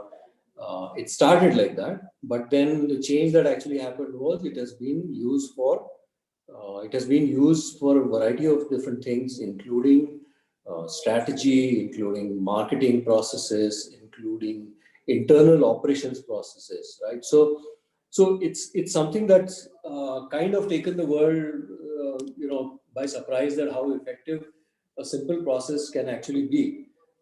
So simple system and process that if you follow, and it's a very collaborative process, so very inclusive in its nature. So you will see the details of it. You will see a little bit of detail of it in the next 45 minutes. But bear in mind that it's something that is hugely popular today. Good schools, in fact, are teaching children design thinking as a way of thinking, as a way of problem solving. So it's something to keep an eye on in your free time. Besides this talk, in your free time, if you have any interest in this, please do feel free, and please do explore other things that you come across about design thinking on the internet. And there is probably maybe 10,000 or 1,000 interesting PowerPoints. There will be a lot of case studies. There will be a lot of videos. So you can choose to spend the time the way you like. There are several certifications that various companies, organizations, universities offer. That's another thing. And you can go to any depth. You can go through a couple of days workshop. Usually a design thinking workshop will be 1 to 2 days. We do offer some design thinking workshops. So it can be like a couple of days. Typically, it will not be more than 3 days. And there is very little homework. Everything's done actually in the class itself. So now, let's go straight into what design thinking is all about. we will first understand, the first thing that I would like everyone to sort of understand is this concept of user. What is a user, right? And that thing that's not always thought about, people don't think about. So you let me know if you're able to see the screen. Are you folks able to see the screen? Yes, sir. Yes, sir. Okay, so I'm going to now play this video. So what happens is that in when children have to sometimes unfortunately undergo some tests such as an MRI, which is what you are seeing here in front of you. A child, maybe a boy who may be 8 years or some thereabouts, he's having to go through an MRI. An MRI is usually a scary experience even for adults. So what happens is that you have to go inside some enclosure, and then there will be you have to stay, you have to lie still. You will have a lot of noise around you, right?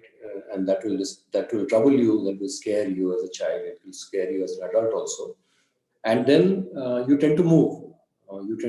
Then the MRI has to be repeated, and it's not a good thing, right? It's a very scary experience for a child.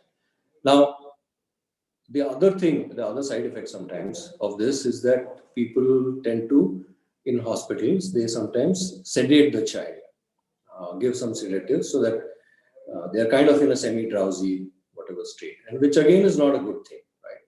But here's what one hospital did. They changed this experience of the user. So who's the user here? It's actually the child. So you can think of many people who are involved in doing the MRI. We always think of course, the doctor and the patient as very important, which is true. But the most important here is the patient, and more important is the experience of the patient. It's not only effective. It's not only the effectiveness of the test, but it is also the experience of the child that goes through this, which is very critical, right? And that was the intention behind coming up with something like this. So what they did really was they turned it into something like a game room, and said that, okay, we are now going to play a game. It's an adventure thing. You have now reached a certain destination. It's a ship. You are going to enter the ship, and you have to lie still, and you have to hide from maybe some thieves or robbers or whatever who are going to attack our ship, right? So they turned that into a game. So the child naturally, and then they told him that you will then have to lie still. There will be a lot of noise. Prepared the child for that, and that actually made a very big difference. Children actually were able to face that. They didn't think of it as a medical test. They didn't think of it as something was going to happen to them. They were not worried. They were not anxious. And if you're told to lie still and you're not worried, maybe there's a higher chance that you'll be able to do that. So this is how the hospital, along with GE, which is one of the largest healthcare equipment companies in the world, changed the experience for the child, right? And you will see some narrations. You'll see the change. You can already see the change in the MRI machine. It's all decorated, everything, stuff like that. There's a nurse who's assisting the child to go into the MRI scanner, and they have narrated, various different people have narrated their experience and change in the child's experience, including the fact that they were able to bring down the amount of sedations by some 70-80%. So 80% of children did not need to be sedated, which is a very good outcome, right? So let's take a quick look at this video.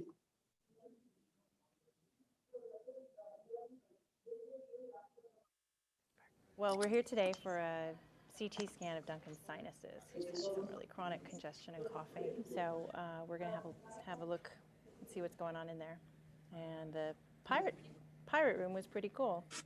The room was painted completely like a pirate setup, including the floor. The floor was like the dock with the water on the sides, and animals and things on the walls. And the CT scanner itself was like the wheel of a pirate ship.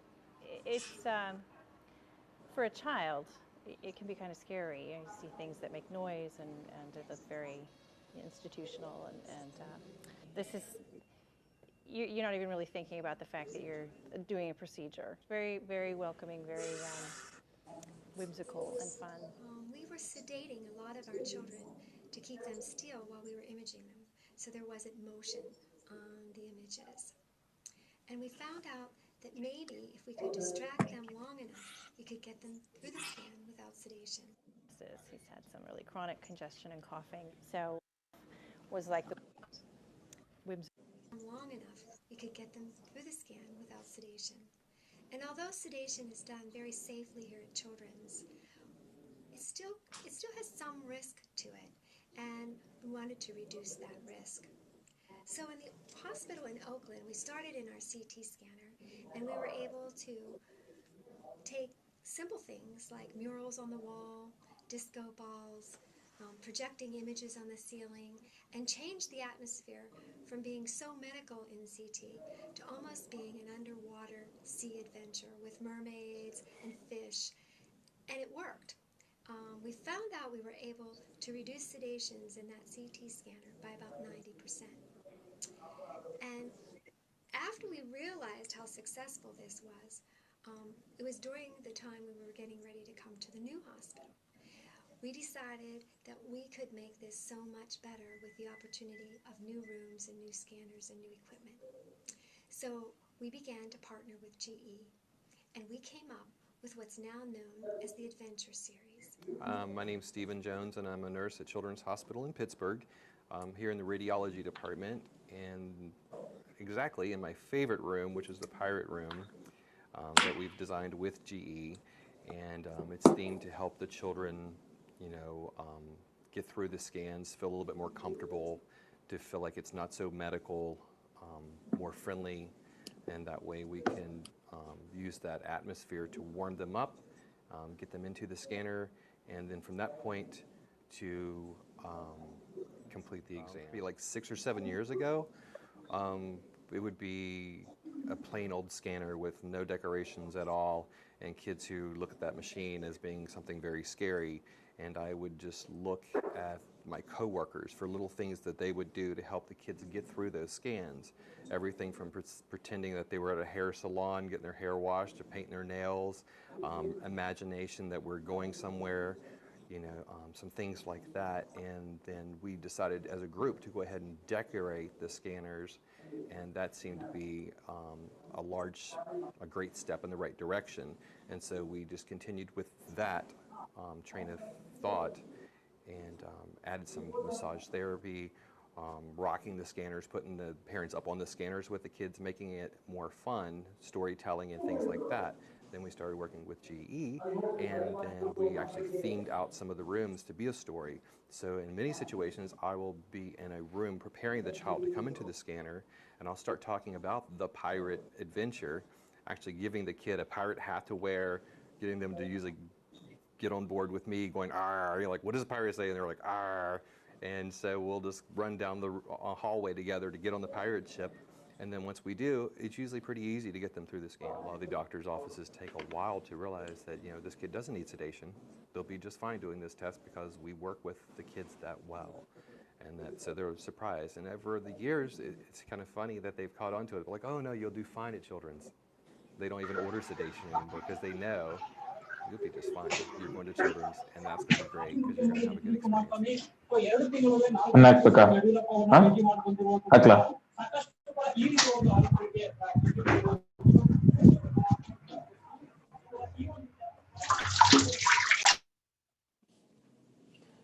Okay, so I think you got the gist of that video. So, any comments, any observations about that video?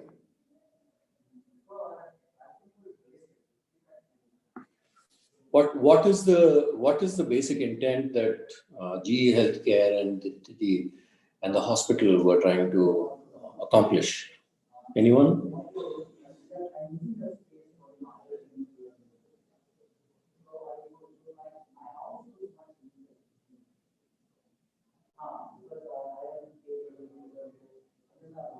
Okay. If there are no comments, observations, let's go through the slide deck. Let me just share the basics of design thinking.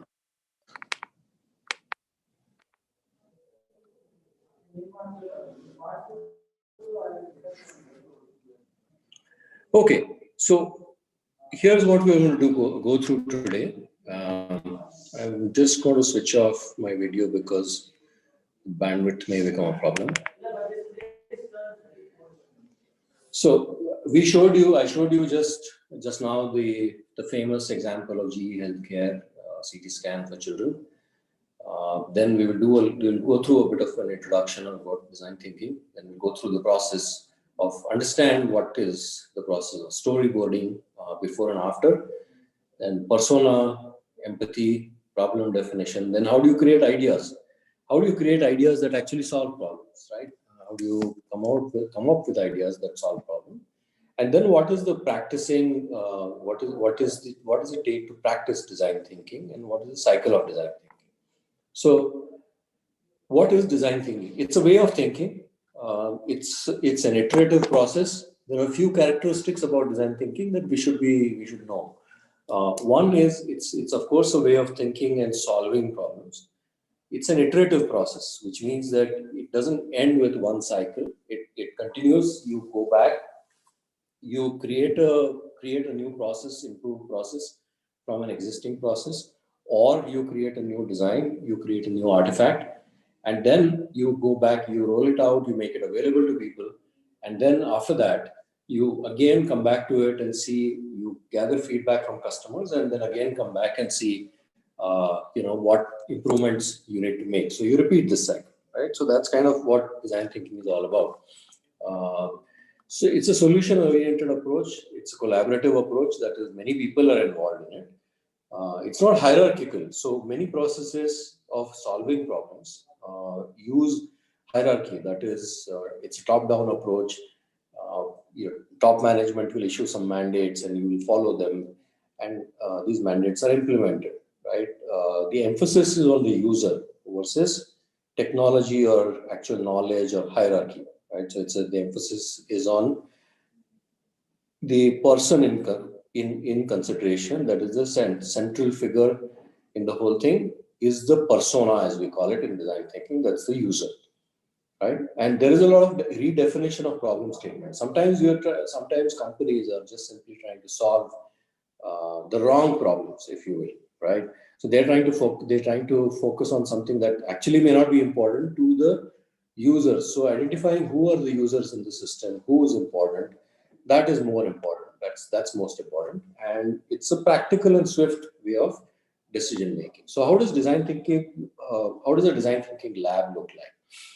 It's very simple. It's actually a set of glass walls, maybe, or a whiteboards, and people do a lot of writing on post-its, and these post-its are put up on walls, right? So that is how basically it works. Now, are they putting random post-its on the walls? No. There's a certain set of activities, certain steps in the design thinking process, and those steps are, each step requires the participants, encourages them to think about either defining a problem, thinking about users, or coming up with ideas and solutions. And hence it also encourages and allows them to write them down in very brief, very short notes in post-its, maybe on the wall. And that's the kind of room or scenery that you are seeing here. That's a design thinking lab. We will understand more of what is actually going on there as we go further into this.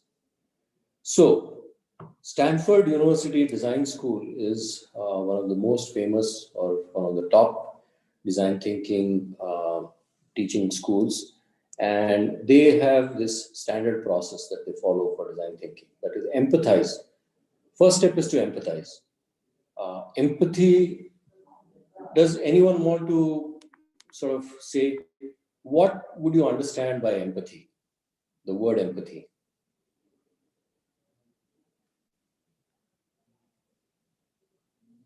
Anyone?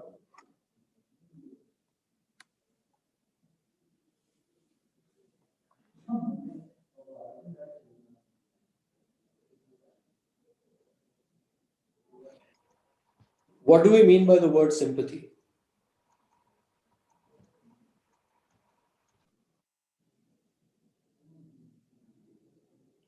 Anybody want to define what is sympathy?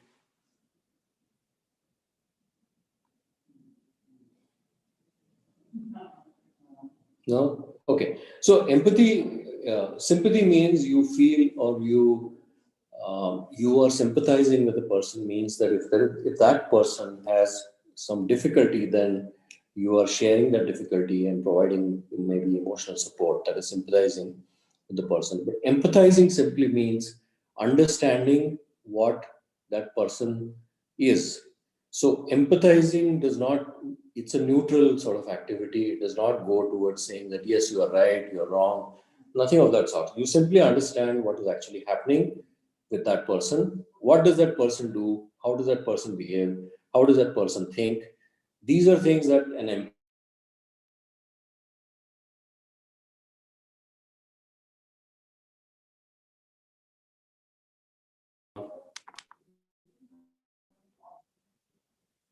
what is the next step? So empathizing means, what does it involve? It involves you talk to users, conduct interviews, understand their emotions, seek stories from them.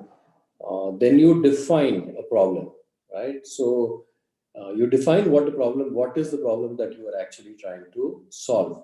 So what is the problem that that user, specific user or a person facing? Now, let us take some realistic examples, so which will make it easier to understand what we are talking about. So realistic example is, let us say, college admissions, right? So you as students have made a decision, right, to join Dayanand Sagar. Now, if we were to understand what process you went through, what thinking you went through, how did you arrive at your decision? What were the challenges that you faced in making a decision? What were the challenges that you faced in getting admission, right? And how did you express your thoughts? How did you express your emotions? And what did you do specifically, right? So that kind of starts to understand everything that happens when you are going through the, say, for example, the admissions process. So who's the user or who's the central person here? It is the student. Similar to that, there can be many users, or you can talk about many personas in any system. So if you talk about the university context, who are the other people that are important? Professors are very important, of course, because they are the ones who are going to teach you. Then there is, support staff that is going to support you through the whole process of education. Your parents play a very important role. Many of you, I'm assuming, maybe several of you, maybe most of you, your parents are actually funding your education. Maybe some of you have worked and saved money and then you're funding your education on your own. But otherwise, maybe parents are funding the education. And they have a keen interest in the outcome of the education, right? Outcome of the degree. So they are also an important person or persona in this whole ecosystem, entire system. Now, let's move to the next step. That is define. So, what are the problems that you faced in this? What are the difficulties you faced? If you list those down, then you basically have kind of nailed the problem of defining the problem you are going to solve in design thinking. Then you can come up with some ideas as to how this could have been better. You will give suggestions. I'm sure there will be a team that will ask you for suggestions in terms of how we can improve our process, etc. And based on that or some other ideas that come up, you'll come up with some new, there will be an improved process. And then the improved process may be rolled out, create a prototype, try it out with a few students. And then next year, maybe for the next year students, a new process actually will be rolled out. Now, without dwelling too much on this slide, let me go into what we try to actually accomplish or what are the steps in design thinking. So first, of course, is who is your target user? Now, in our example, we already identified that target user, while the student is at the center, there are other users whose needs, challenges are very important. That is your parents, the professors, support staff, so several other people, right? your other family members also. Now, there are various challenges obviously you have faced in this entire process, starting from studying from your exam to applying for admission in various places, also making a decision about which place to actually go and take admission in. So that is kind of that is the process of identifying the problems that you have faced, right? After that, let's say you were to be on campus and we were to be in one room. Maybe we will do something like a brainstorming session. We will get together and we will say, okay, how could this process have been made better, easier for you? Now, easier for you means what are improvements that we could have made? So then you come up with ideas, and you present those ideas to a group. The group comprises of all of us, some professors, some students, maybe the dean, your parents also, and come up with what should be the change, right? So, and then you actually start to follow that process later. So this is sort of the flow of both slides essentially capture the same flow of design thinking. Now, we will come back to this story a little later, but let us try to understand a little bit in detail a term which is very, very common and standard in design thinking, which is called persona. What does a persona mean? Persona means a specific person or a role. So, my name is Rahul Dige. I'm a professor. So, professor is a persona. Maybe a couple of other professors are on the call. While each individual is different, by and large, our challenges, by and large, our life, when it comes to the university, is the same. So, if we list down what we do here, what thinking we do, what emotions we feel, right, etc., that will basically define what a professor persona is, right? In design thinking, when you're trying to address any issue, address any problem, or trying to improve any system or improve a product, maybe a physical product, maybe you use design thinking perhaps to come up with, let's say, a new mini vehicle, mini scooter that can be used around in a campus. Maybe requires only 50cc or 20cc vehicle engine, right? Or maybe just requires a small electric motor, and it helps you go around the campus, right? And safely so. So, if you want to design something like that, then it's important to understand who are all the people involved in it. Now, what it will mean is, there is a charging station. So, who are the people who will work in the charging station? There will be some parking required. So, who are the people who will handle the parking? So, all the people involved are people and their roles, right? Involved are captured in personas. So, there will be typically in a design thinking exercise, there will be 3 or 4 personas that people will focus on and understand their roles, right? So, how do you define a persona? The simplest way is to create an empathy map. So, understanding a persona is essentially creating an empathy map about the person. What does that person do? At the bottom left, you will see what does a person say. Sometimes people say, they will give reactions. It may be positive. There may be positive reactions. There may be negative reactions. But we all do say things about what emotions we are going through. Now, addition to this is how do we feel? Now, feeling and thinking are two different things. Feelings are what you sometimes have no control over, right? But thinking is something that you sit down and do deliberately. If I say that, okay, I will sit down today and think about how I'm going to spend the rest of my month so that I accomplish my goals for the year. So that is thinking. Feelings are come to you. It's not something that you actually drive yourself, right? All of us have feelings, and various feelings come to you at any place at any given time. We really have hardly have any control over those. Saying also partly it is we think and then say things, but sometimes we just blurt out things. It just comes to your tongue and you say something, right? So for a person, for any person, let's say for a student going through a difficult mathematics course, let's take that example. If you take going through a tough mathematics course, what is it that a student will typically, what would be some of the things that will happen here? Can someone try to maybe help me out here by pointing out what does a student usually say if he is going through a tough course? Anybody?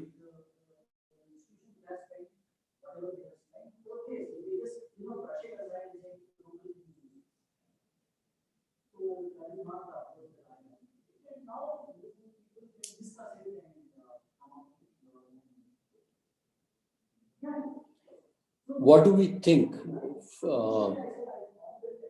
as a student, if you're going through a tough course, let's say mathematics, something in mathematics, then what is it that you're likely to think? Anyone? Yuvraj, you would like to say something?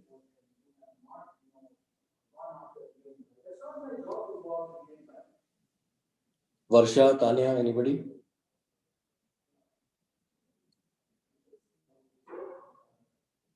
Okay, no problem. So, if I was a student going through a difficult course, I'm likely to say things like, oh God, why did I enroll for this? Will I be able to? I don't think I will be able to complete this course. Those are things I may say. What will I feel? I will feel worried for sure. I will feel frustrated at times if I'm not doing well in the course. What will I think? What will I think is, how do I clear this course? How do I pass this course? How do I do better in this course? That is something you will sit down and think. What would you do? You will probably make a plan for how to clear the course. That is, get good marks in the course. You will make a plan which includes, you will say, okay, I will spend X amount of time, maybe every week, on this course so that I don't fail, I get decent grades, right? And you will take some actions. You will go through maybe some extra materials, maybe try to meet professors outside of the class and get some extra help, inputs, etc. Right? These are things that you will do. So once you list all this down, this is called an empathy map. Now, this is an example empathy map of a user in a company called Maureen, who is a programmer, who is a developer. Now, what does Maureen feel? There are various things that Maureen feels. One thing, if you see on the right side, extreme right, in red, it says overwhelmed. So Maureen feels overwhelmed by the whole thing. Also feels, you can read the text here, new tools are a waste of time. So these are feelings that are coming to Maureen. What does Maureen think? How do I use new tools to make my job easier? As you can see on the top in yellow, right? Next to the middle, next to the center top line. What are some of the things that Maureen does?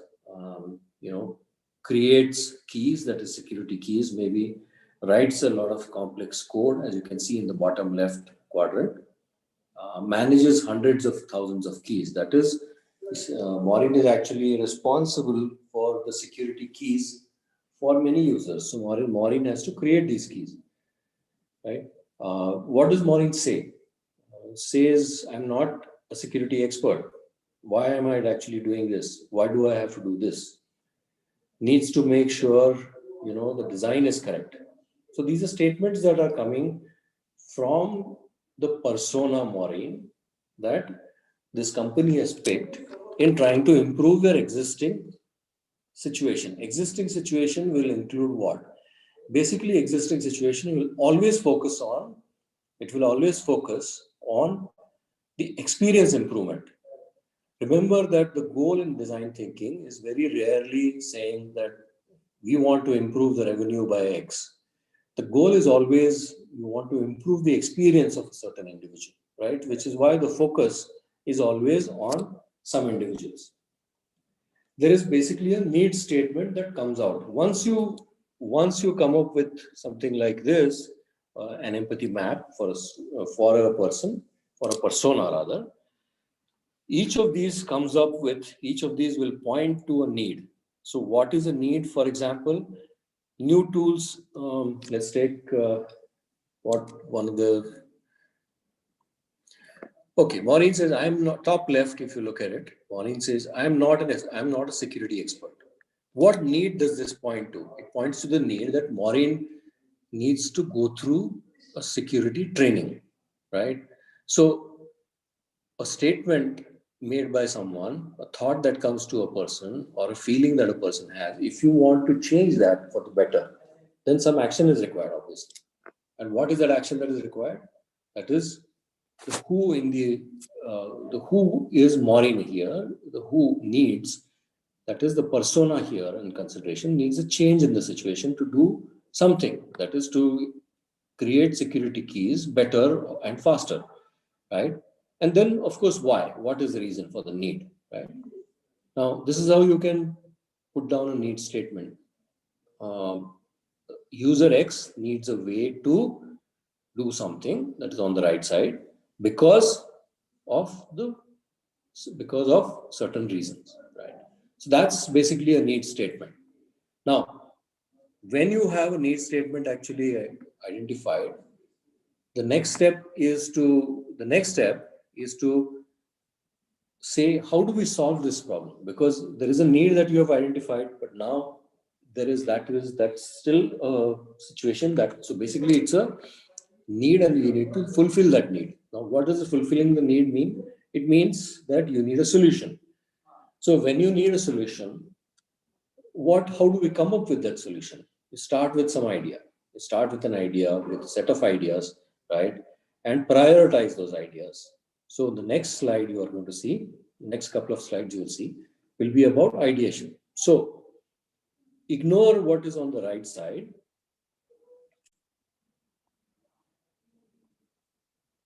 Ignore what is on the right side of the slide, right side box. You simply, if you are a set of people who are doing design thinking in a room, you will gather together in this exercise. First thing you will do is identify a set of people that are involved. First thing before that also you will do is to define what is it that you are going to work on. Are you going to work on maybe improving, let's say, the admissions process, maybe improve the experience of students in going through courses, maybe improve the online experience. So you will have some broad idea of what you are looking to improve. If it is, if it is the BBMP, then maybe their focus today is to do as much COVID testing as possible. Now, if that is their focus, then they will define that as a broad problem statement, get into a room and say, okay, how do we improve this? Now, who are the people that are involved? The people who actually do the test on the ground, the patients, the relatives of the patients, etc., and the staff that works in the back end, maybe doing data entry, etc., right? So we start from there. Then we take one person, maybe take the patient, and try to improve the patient's experience. How do we improve the patient's experience? First, you understand the patient in the empathy map. So if you go back here, instead of seeing all these statements, if you said patient, potential COVID patient, or possible COVID patient, or you just say Bangalore citizen, that person will have many thoughts going through a COVID test. Oh, is doing the test itself actually safe? These are thoughts I will have. Feelings I will have are anxiety. Do I have COVID? And what happens if I test positive? So all these thoughts will come to my mind. What will I do? Maybe I will take some precautions and I will say certain things, right? So these are examples of, imagine that then BBMP is trying to improve the testing process. BBMP will focus on a potential patient, citizen to be tested, and come up with a need statement. The need statement will say the potential patient needs to accomplish what? That is, go through the test in the minimum amount of time, right? If that is a goal, why? Because the patient don't want to be exposed to people who are doing the test actually, right? So that's the need statement. Based on that, then you come up with ideas saying, look, how do we do that? Maybe there are ways you can improve the time, reduce the time in which this testing is done. That is, get the person with the PPE kit ready outside the door of the person who needs to be tested, and only when he is ready with the kit, everything, ring the bell, and or maybe send an SMS and saying that you come out now. So there's a minimum amount of time that the patient spends with the person who is doing the testing, right? And the person does the test. So there are various ideas you can use. Maybe you can use some, I don't know, maybe someone will suggest that we ourselves take a sample from our nose or maybe from our saliva, whatever, and put it in, put it in a box or some bottle, something like that. And then we seal it and give it to the BBMP people, right? Maybe that's an idea. So you come up with various ideas. Each of these post-its is actually an idea that you will actually, that people will put up there. Post this, what happens is that you prioritize the ideas. That is, decide ideas which are high in feasibility. Means high in feasibility means that these are ideas which are highly possible. They are not difficult to implement, right? So they are high in feasibility. The second criteria is how important are they and what is the impact they will make. So you pick ideas, you place these ideas, categorize them on these, based on these two bases, that is feasibility and importance. That is highly feasible idea and highly important idea or highly impactful idea. The ones that you see on top right, that is 2 purple, 2 yellow, and 1 blue, are the ideas that are considered the best ideas, right? You take the best ideas, right, which can also be called, the top right are called no-brainers, and then at the bottom left are called unwise ideas. That is, just throw them away because they are so hard to implement and they potentially have very little benefit, right? So given that, you actually categorize ideas like that and pick the ones in the top right corner. So what is the important part of this process? Each participant contributes ideas to the problem being solved. That's very important, because the people who are in the room, people who are brainstorming, understand what actually happens very well. That's the reason they're there. Second thing is, every idea is important. It's not that there is a stupid idea, there's some ideas which are not important, nothing like that. Every idea is important, and it's important to prioritize it. How do we prioritize? How do we say which idea is high feasibility and high importance, etc.? It's done based on a simple voting system. So if all of you are in a room and we all have put up, let's say, one idea each on the board, let's go back to the board here. On this idea bank that you see here, each of us have contributed one idea, and now we decide which idea is high feasibility. And so all of us take the ideas which are on this idea bank and make a tick mark saying that this idea is good. So each of us has 1, 2, or 3 votes, and we just basically go and make a tick mark. Now, when you make a tick mark, it means that we agree that this idea is good, right? So if there are 20 people, there are 20 into 2, maybe tick marks, 40 tick marks will happen on the idea bank. And many of us will hopefully many of us will like a couple of ideas, and those become the winners. So it's like a simple voting process, right? By voting 2 or 3 big ideas, if you look at the bottom, that is, pick 2 to 3 big ideas, right? The big ideas are the ones which are the no-brainers that you see. And why are they big ideas? Because you expect that they will have a very high impact, and you will be able to make that impact in a short period of time. That is, without expending too much energy and without actually facing too many difficulties. So this is how the prioritization works. If you can see on the left side, each person is going and picking an idea and moving it on the grid on the right side. And everyone has the chance to move the ideas around. That is, I may put an idea at the bottom left, but then one of you may come forward and say, no, I don't agree with it. It should be on the bottom right. Or if there is an idea at the bottom right, someone may move it up top. That is, to the top right. So this moving of ideas is done by people who are in the room. As you saw in the design thinking room, all these people are actually participants in the design thinking process, and they will contribute ideas and move each other's idea around on this board, right? I mean, I'm sure you understand what's going on. Now, after this, some ideas are winners, and now each idea that is a winner, maybe two or three ideas you pick as winners or top ideas, and they are converted into what we call a hill.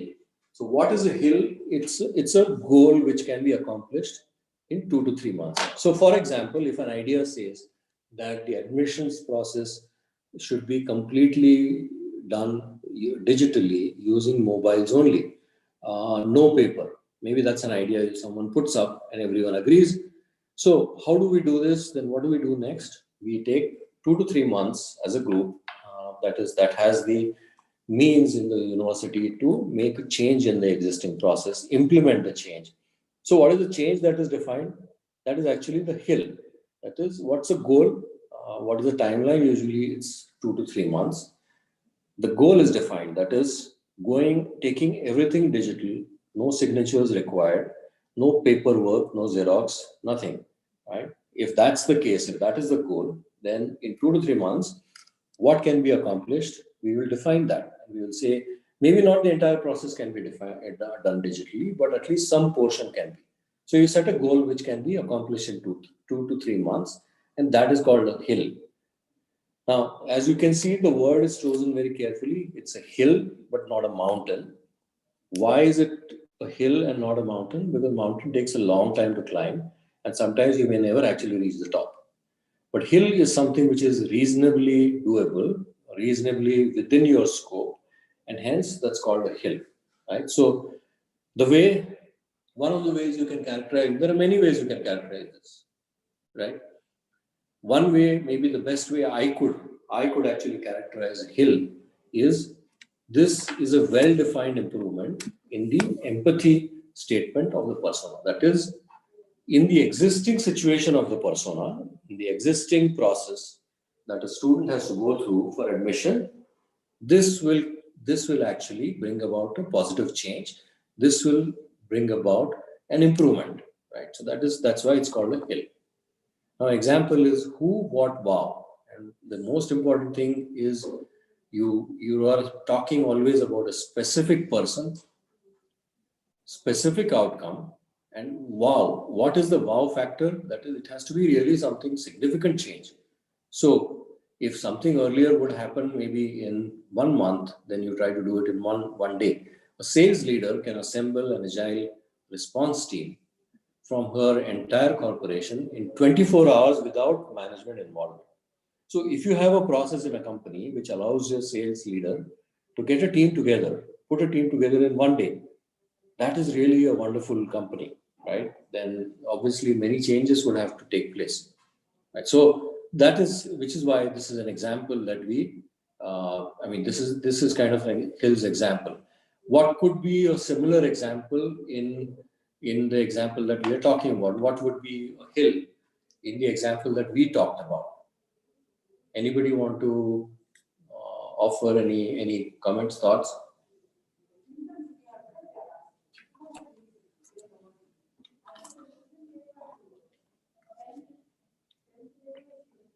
Okay, what I would say is, maybe one improvement could be a student, instead of having to physically visit an office 3 times, only has to go to an office once, go to a campus once.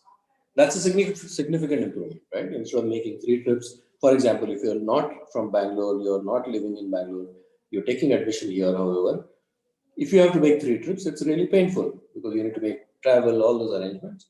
And improvement will be to do it in 1 trip, correct? So similar to that, it's like Hills is basically like a mission statement saying that what are we going to achieve? What are we going to accomplish? It is for a specific set of users. Now, in our case, we are talking about students, and it's making the life of a student easier. It's improving the experience of the user. Now, last thing that I would like to conclude with in design thinking is the concept of a minimum viable product. So what is a minimum viable product? Something that is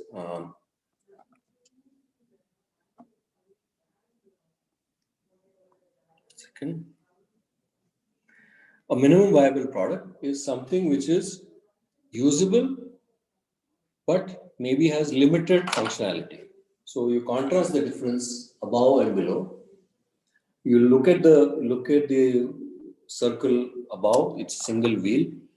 Then you build something with two wheels, you connect two wheels, right? And then to that, on top of that, you put a car chassis. So it becomes a car in the fourth step. But that takes 2 years if you look at the bottom. As opposed to that, if you give a skateboard, it can be used to go from one place to another. So it's useful in the first step. So the process of building minimum viable products works like that. That is, you actually create something that is useful right from the first step. Second step, you improve in it. So from a skateboard, you go to a bicycle. That's the improvement on it.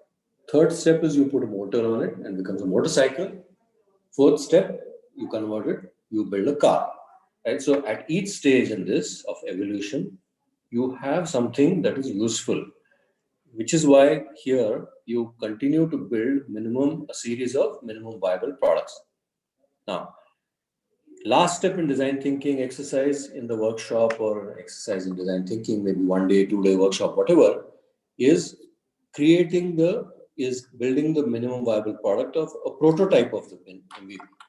So a simple prototype for a mobile phone maybe could be, if you want to prototype its user interface, show its user interface and how the user interface changes when you actually use the mobile.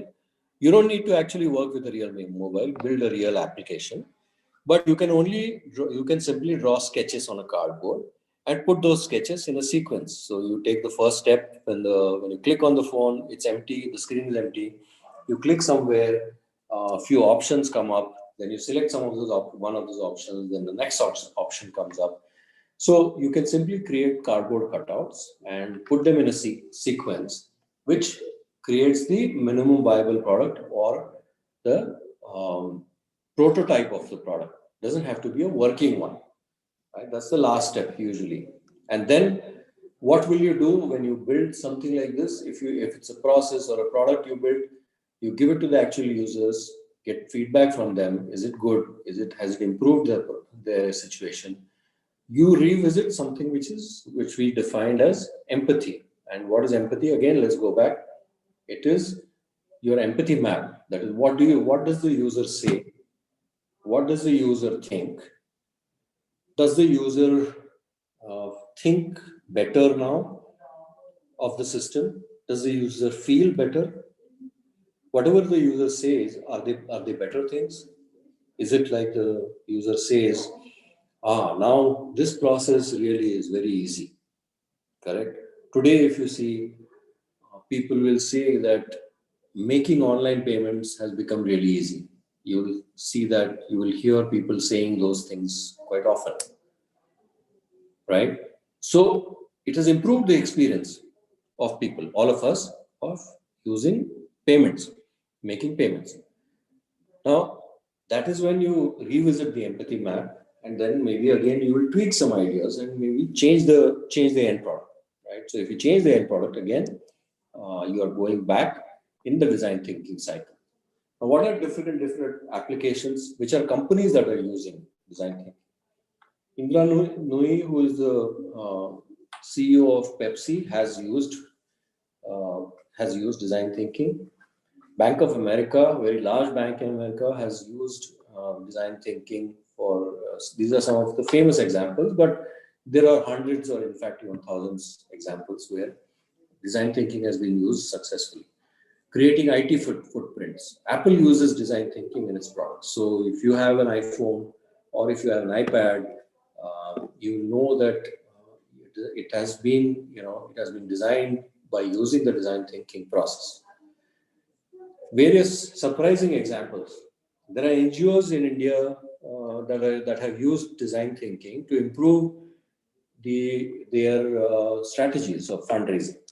So they use design thinking personnel as consultants, right, and get ideas from them, and to improve their marketing or whatever strategy, fundraising strategy. Can't really call it a marketing strategy, but fundraising strategy. So there is a wide range, very, very wide range of areas where design thinking has been used and is being used.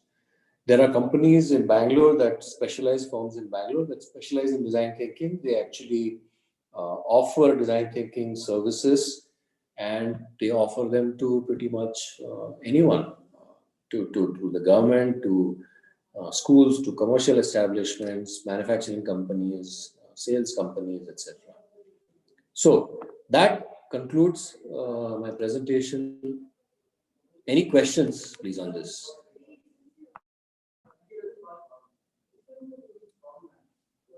Any questions, any doubts?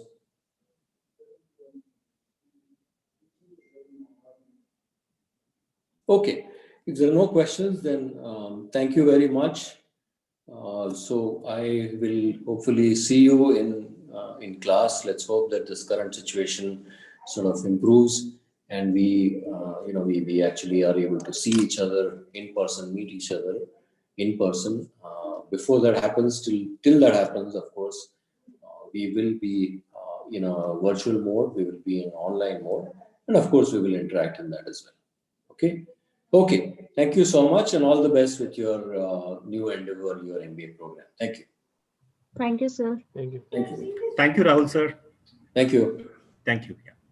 So students, we'll take about a 2-minute break, and then we'll have the next speaker lined up for you. Yeah. Okay, sir. I'll just see you in the next 2 minutes. Yeah. Thank you.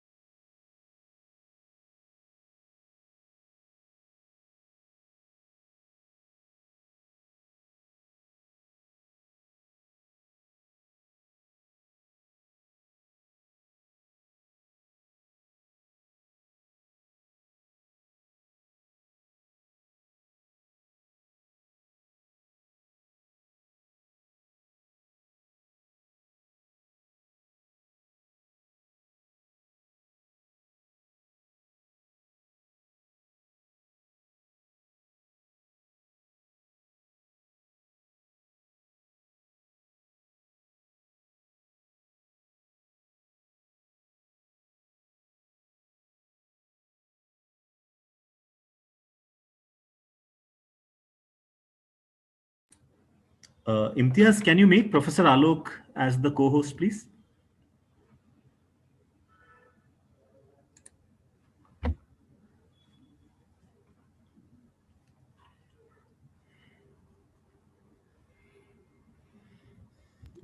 Sir, done, sir.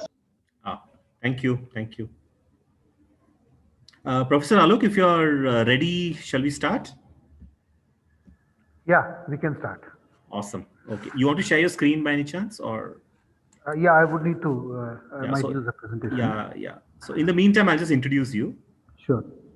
Okay, students, welcome to the last session for today.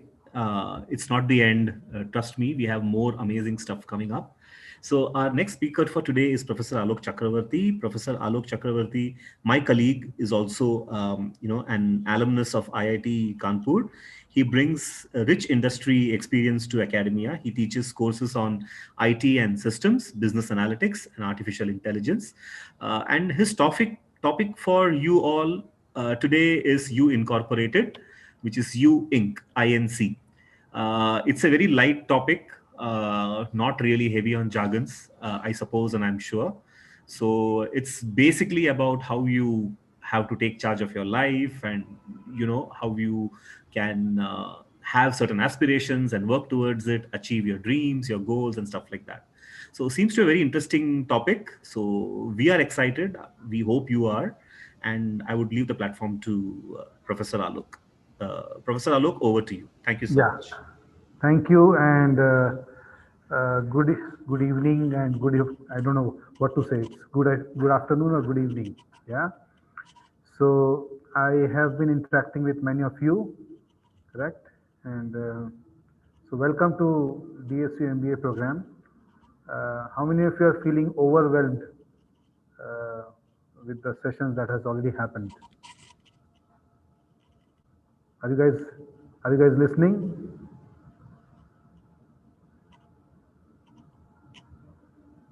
You guys, am I audible? Yes, sir. All right. Yeah. Okay.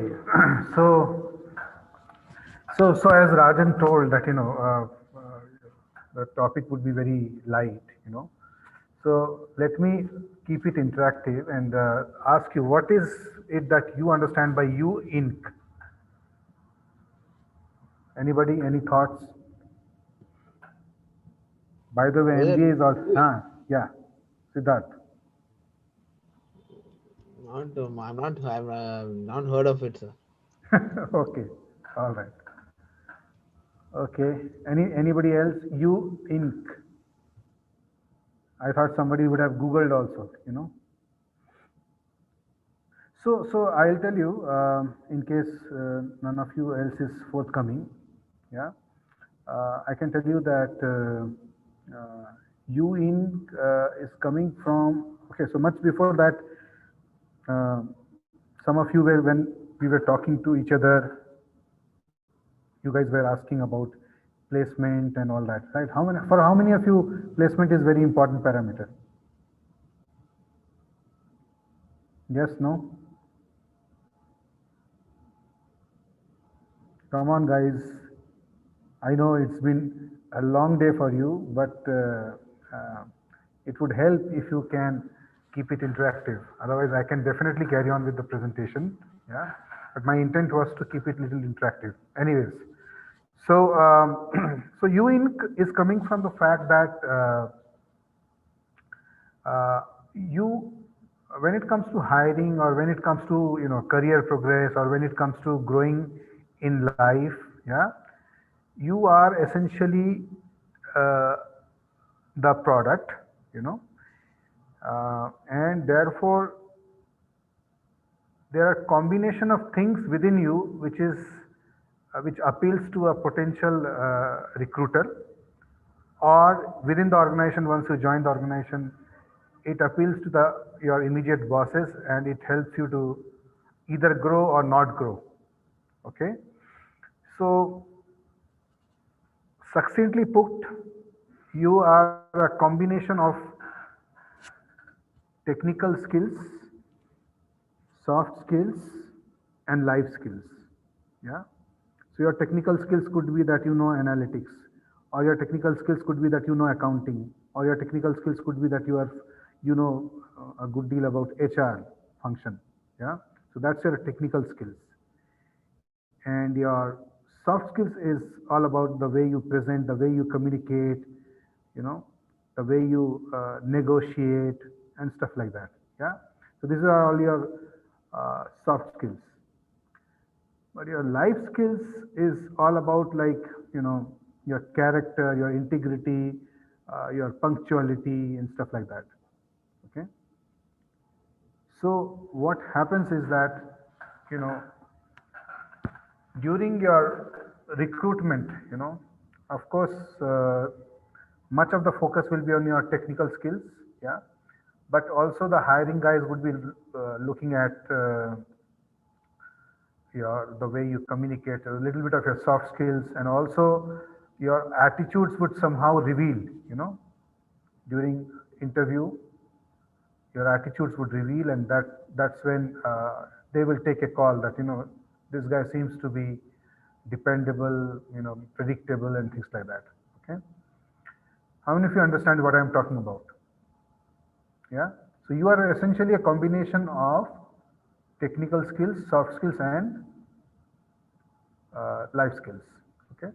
So I just want to present to you a framework. How many of you have heard about 7 Habits of Highly Effective People by Stephen Covey? Anybody heard about this book? 7 Habits for Teens, 7 Habits of Highly Effective People. Yeah. In case you haven't, let me take you through this framework. It's I mean, at least I found it very effective. Yeah, it's been a bestseller. This book has been quoted quite a lot in personal effectiveness and personal development. Yeah, so I think it's a uh, it's a framework that sort of is easy to follow. I would not say easy to follow, but it's a good framework. It's a relatable framework, yeah, for your personal effectiveness and your personal progress as you go through the next couple of years and then beyond. Yeah. Okay. So let me just share my presentation.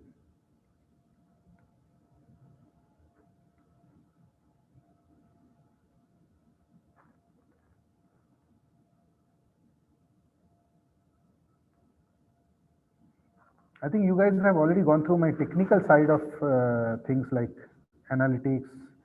How many were there in that IPP workshop? Anybody was from this crowd was there in business analytics overview and machine learning and AI?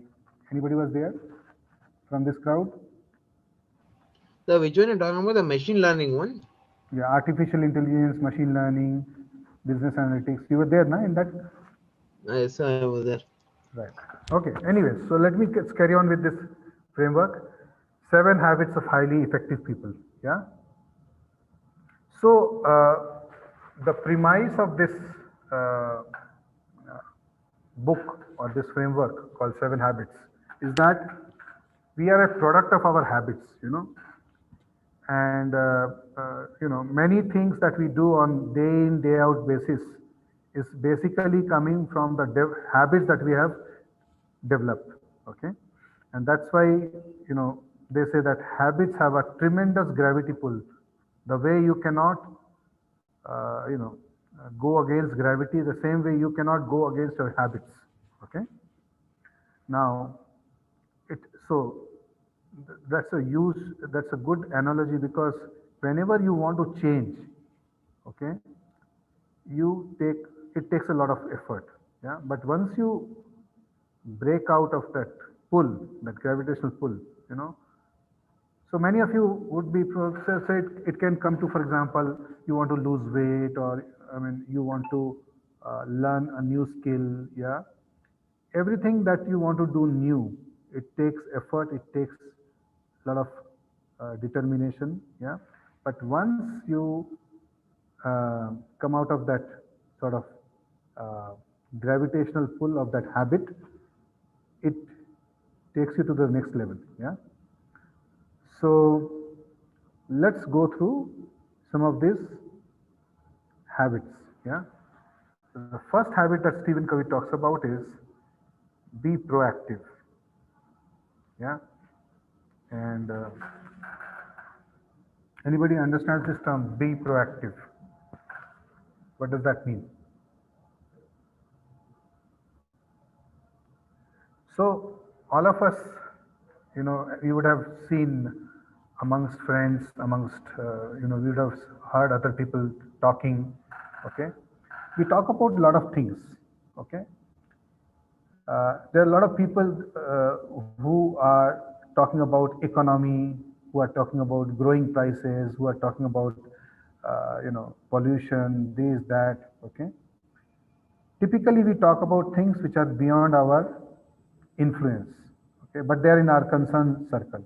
Yeah. So there are two circles: circle of concern and circle of influence. So the whole idea behind proactiveness is the more you work on things that you can control, okay, you become more and more proactive. There's no point of talking about things which are beyond your control. Yeah. So that's the idea here. So when you put your efforts in the circle of influence, your circle of influence continues to grow. Okay, and most reactive people, okay, they put their effort in the circle of concern. So this is bad, my manager is bad, college is bad, parents are not good. Okay, so they keep on complaining. Okay, I think our dean sir had talked about some of these things. That don't complain. You the moment you face the real life, there is no point in complaining. Yeah. So so many times we think about this problem, that problem. Okay, but sometimes if we reflect, okay, go back to a little bit introspection, the way we think about the problem might be the problem. Okay. uh, so there was this guy, I think Stephen Covey's book itself, he talked about one of his experiences. He was in a bus stop and he saw one uh, gentleman having 4 or 5 kids, and they were all making a lot of ruckus, a lot of noise. Yeah. And so he sort of was thinking that this guy is so irresponsible. He's not able to manage his kids, and they are running all over the place and making a total mess out of this bus stop. Yeah. And then he sort of gently suggested to that stranger that, sir, I think you should take better control of your children. They are so noisy. Okay. And this guy's all of a sudden he sort of came out of his, uh, I would say, came out of his uh, self. I mean, he was in a sort of a deep thought or something like that. So he came out of his thoughts and essentially he sort of remarked that, yes, I think I should. Actually, we are just coming from the funeral of their mother, and I guess they are also clueless what to do, and I am also clueless what to do. Okay. So as soon as he heard this statement, his total perspective of the situation changed. Okay. The moment somebody tells you that, something like this, you suddenly feel very sorry for that person and all that. Yeah. So sometimes when we think about somebody's out there having a problem or creating a problem, okay, we don't know what they're going through. Yeah. So that was the context. So it's all in the language we speak. Okay. Just try to notice your language over next, as you, the inner language that is happening, the inner communication that's happening right now, or the language that you typically speak. Do you speak reactive language, wherein you are a victim, or you speak proactive language, wherein you choose to change or you choose to make things happen? Okay. So the language is the inner language, the way you communicate, the choice of words you make. Okay, मैं क्या करूं, what can I do, this is my fate, it's all fate, all that. So those are reactive languages. Okay, be mindful of your language. Okay, so let's talk about an interesting thing that Stephen Covey talks about. It's called paradigm. Okay, paradigm is the way we think about. Just now we talked about that, the way we think about a problem. Yeah. So, for example, if you are born in a vegetarian family, you can't think of eating fish, eating chicken, etc. But if you were born in a non-vegetarian family, you would have taken those food. Yeah. So your paradigm is essentially a representation of the way you think, and it's basically a conditioning that you have gone through. Yeah. So let's see some paradigm example.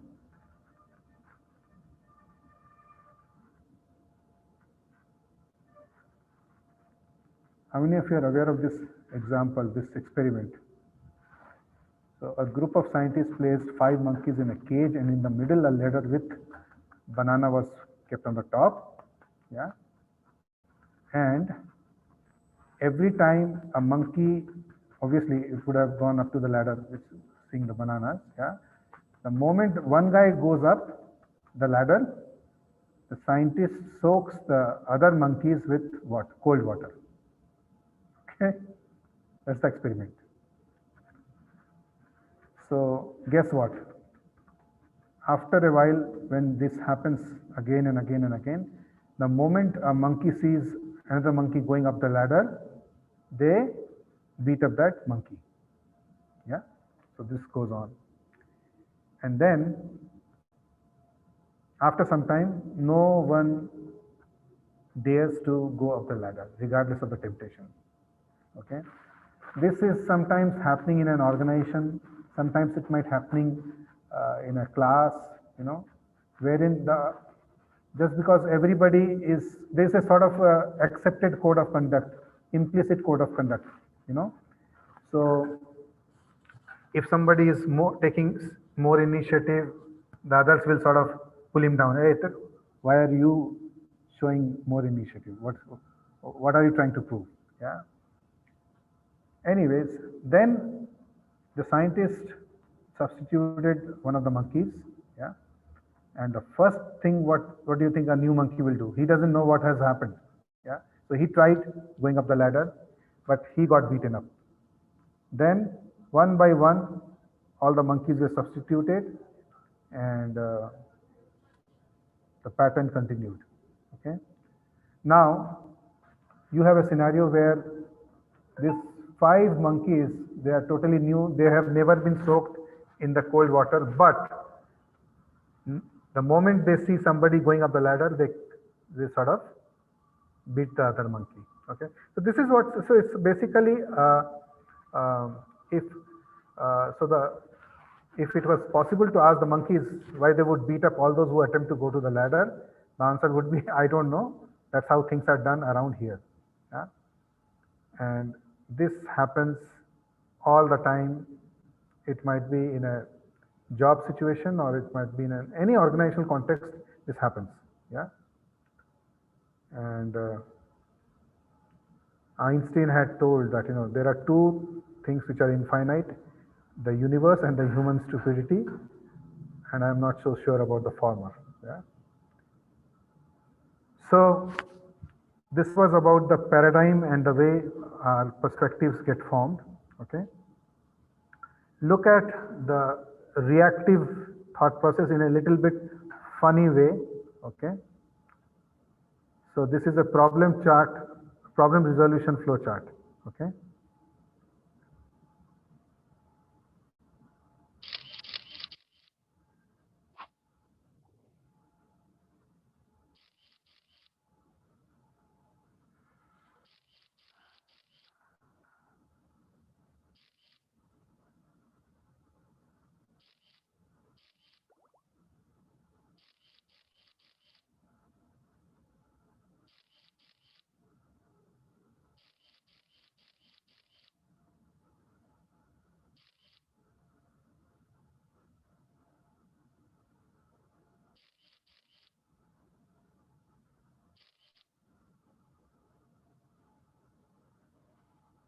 Does it sound familiar?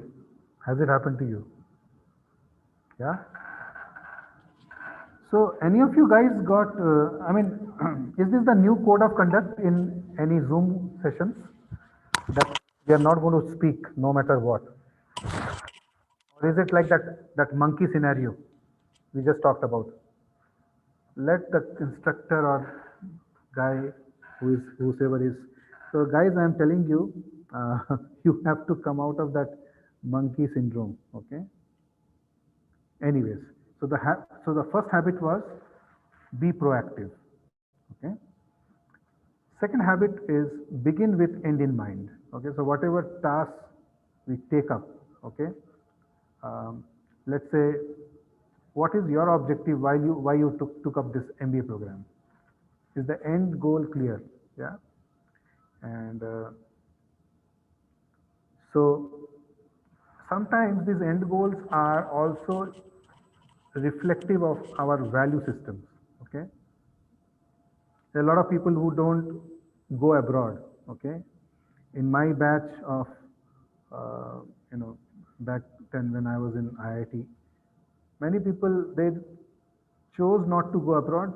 And again, we are not doing any value judgment that those who go abroad are good or bad. Okay. But they chose not to go abroad because they wanted to do something in India. Okay. So that is also, it reflects your values.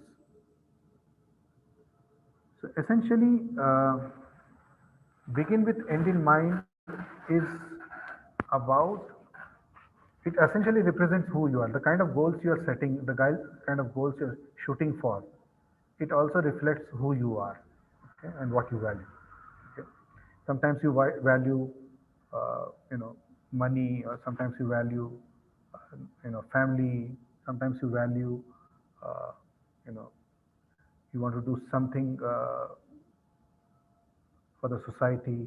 How many of you have heard about Maslow's uh, hierarchy of needs? Anybody heard about it? Maslow's hierarchy of needs, the need pyramid. Sir, I heard. Yeah. Yes, Good. sir. Good. So, lot of us, and you would notice this happening around you also, that there are a lot of people who are sort of, there's a script, as if we are all playing some roles, Father is playing the father role, mother is playing the mother role, you are playing the student role, son role, daughter role. Okay. Sometimes the script that is playing in your mind, it may not be gelling well with the reality or the values. Okay. So this is what it means. Third habit, put first things first. Okay. What does that mean? So, sometimes you would have heard a lot of people saying that we are busy. Okay. The question is, busy for what? Okay. As this statement makes it. So we are essentially talking about time management. So time, you cannot really manage time because there is 24 hours. What can you do about managing it? You can manage your priorities. Okay. So the idea is not to prioritize what's on your schedule, but to schedule your priorities. Is the distinction clear? So you don't put things on your sort of to do and say, uh, this is what I have to do. But you list out your priorities and then you put them in some slot of times, as per your schedule. Yeah, so that's the whole idea. And it's so ironic that people tend. I mean, I have had this time when a lot of people were sort of talking to us about admissions, and so I have seen some people saying that this year I'm decided not to do anything. Okay, and it's sad. Okay. So time management metrics, there are 4 quadrants. Okay. As per so one dimension is that of your urgency, and so there is something called important and urgent. So there is this first quadrant that you see, quadrant of necessity, things that are important and things that are urgent. Okay, for example, taking admission in MBA or somebody's marriage, okay, important and urgent. There is a deadline associated with it, okay. Secondly, there is a quadrant of deception, not important but urgent.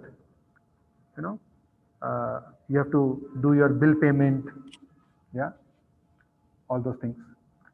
Then there is a quadrant called quadrant of waste, not important, not urgent. And there's a quadrant of important but not urgent. Okay, and that is where those who are wise, they choose to focus there, right? And it's all connected. If you are a proactive person, you will choose to focus your time in quadrant of quality and personal leadership. And then, so the sequence has to be important and urgent things, and important and not urgent things should be, you know, prioritized and, you know, put in your schedule. Okay. So that is a little bit on that. Do first things first. Yeah. Making sense? Anybody has any comment to offer? Anybody has anything to ask so far?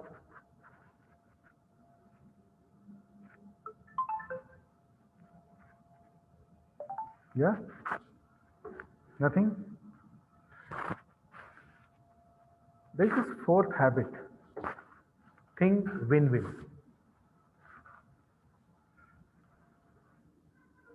Have you ever thought win-win? What is our default thought process? If somebody approaches you, what do you think? He's approaching you for his gain, or you think there must be something for both of us? Yeah? So thinking win-win is unfortunately not a default setting within many of us, but uh, those who are proactive, those who choose to look things differently, they choose to think win-win. Okay, so thinking win-win is the only way wherein the relationships can continue. Okay, think of a supplier customer situation. If both are thinking me first, okay, that relationship would not continue. It is so true for all kind of relationships, whether it is personal relationships or friendships or business context. Okay, if the customer doesn't win from you, if customer doesn't benefit from you, why would it choose to remain your customer? Yeah, and it applies everywhere. So thinking win-win. Yeah. So that's another useful framework to address to. Okay, and so when you see a lot of okay, so I want to tell you something about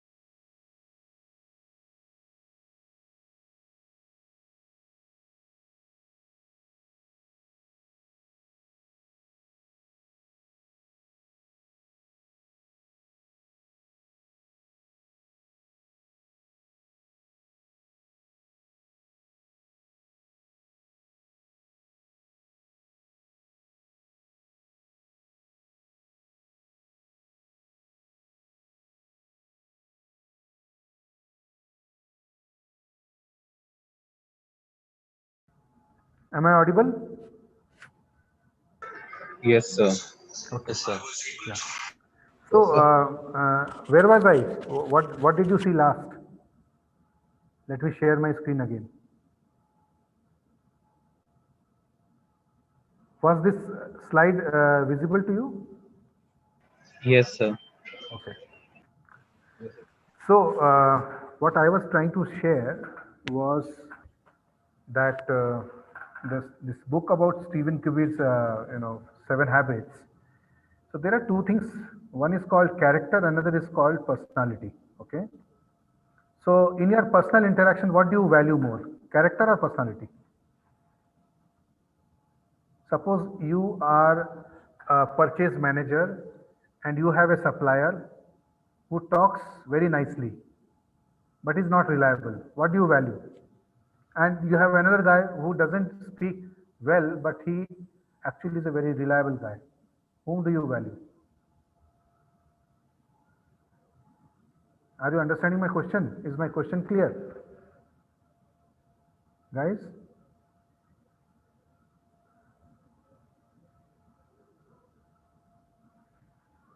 So, anyways, since you guys have some implicit understanding not to speak during the session out of respect. So Stephen Covey's this entire book, 7 Habits, is based on first character, then personality. So he says personality is important, no doubt, but character first, personality second. Okay, and that is what my intent about this U Inc. was that uh, you should have a framework. Okay, it's see I am not trying to give you a gyan. Okay, I think you guys are way too matured for that. Okay, but will it help you as a personal framework? Yes, no? Yes. Yeah. So that's the whole idea. So don't think that we are trying to give you gyan. Okay. Much of the things that are being taught or talked about here in this presentation applies equally to us as much as it applies to you. Yeah. So let's talk about how many people here have not heard about hare and tortoise story. Anybody who has not heard, that means everybody has heard. Okay, so you know that there was a tortoise and there was a hare, and they wanted to know who was faster, so they decided to have a race. Correct? And hare, as you know, shot ahead, and but he was little casual, so he relaxed, and the tortoise caught up, and the hare was asleep, and soon the tortoise overtook him and finished the race, emerging as the undisputed champ. Know this story? Yes, no? Yes, sir. There From is our a, childhood. yeah, so there is a second part of the story. Okay, so what is the moral of the story? Slow and steady wins the race. That is what you have heard so far. Moral of the story is slow and steady wins the race. Let's go further. This is the version of the story we have all grown up with. But then somebody told a different, there is an additional dimension to the story. The story continues actually. So Hare was actually disappointed and he did some root cause analysis, as you must do in your, as you do this MBA program and beyond this MBA program, that whenever you face disappointments, you go back to basics, you sort of do some introspection, root cause analysis, etc., etc. So he realized that he had lost the race only because he has been overconfident, careless, and lax. So if he had not taken things for granted, there's no way tortoise could have beaten him. So he challenged the tortoise to another race. And this time, this guy went all out and ran without stopping from start to finish, and he won by several miles. Yeah. So what's the moral? Fast and consistent will always beat slow and steady. Right? So if you have two people in your organization, one slow, methodical and reliable and the other fast and still reliable at what he does, the fast and reliable chap will consistently climb the organizational ladder faster than the slow, methodical chap. Yeah. So this is the second lesson. Third lesson. The tortoise also thought about what happened. Why did he lose? You know. So then he realized that there is no way he can beat the hare in this race the way it is currently formatted. So he thought for a while and then challenged the hare to another race on a different route. And the hare agreed. And in this race, the hare overtook tortoise as usual until he came to a broad river. And the finishing line was beyond the river. Okay, so tortoise, it was very easy for him. He went into the river, swam to the opposite bank, and finished the race. So what is the moral of the story? You first identify your core competency and then change the playing field to suit your core competency. Yeah, right. Any example you can think of from the business world or the personal, anybody where you have changed the race, you know, to suit your core competence? Anybody?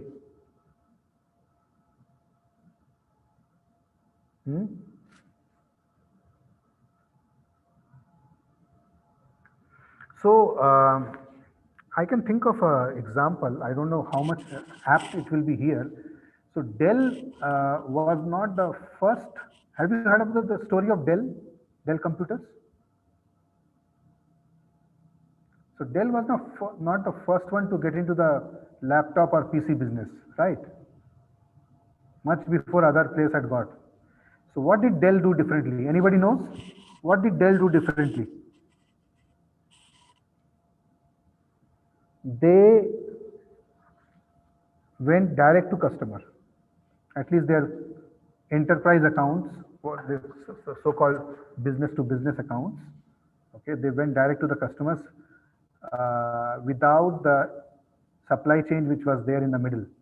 Okay, and that allowed them to give the ability of personalizing the computers or the laptops as per the user's inputs.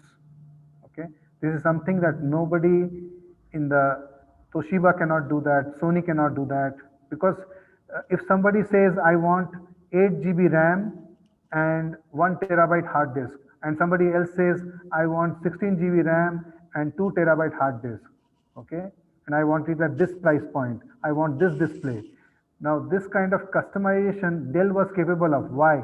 Because it was direct to the customer, and based on the customer's inputs, it could go back to its supply chain and reconfigure and deliver it back. Yeah. So Dell changed the landscape. Yeah. Now,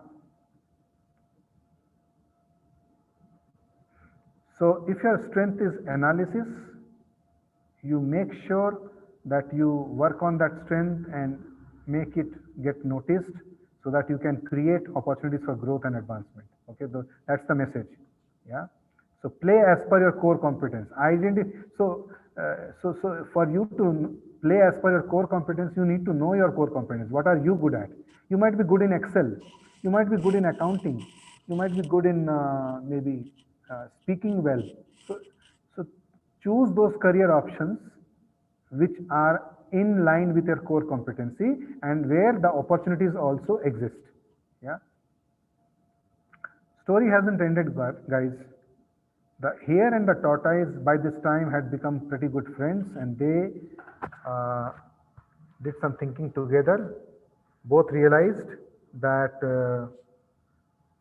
the last race could have been run much better. So what did they do now? So they decided to do the last race again, but to run as a team this time. So they started off. The hare carried the tortoise till the river bank, and from in the river, tortoise swam with hare on his back, and then the hare again carried the tortoise, and this time their collective time was optimized.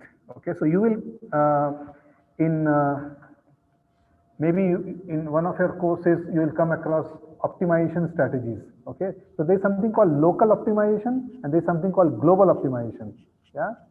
So in this example, what you noticed is that these two guys, they collaborated, and wherever the other guy was slow, the other guy took over, and vice versa. And that is how they overall, I mean, here, if the distance was the same, here could have run the race faster. But since the distance also had driven in it, yeah, so they ran the race together, complementing each other's strengths. So sometimes this is very important. Yeah.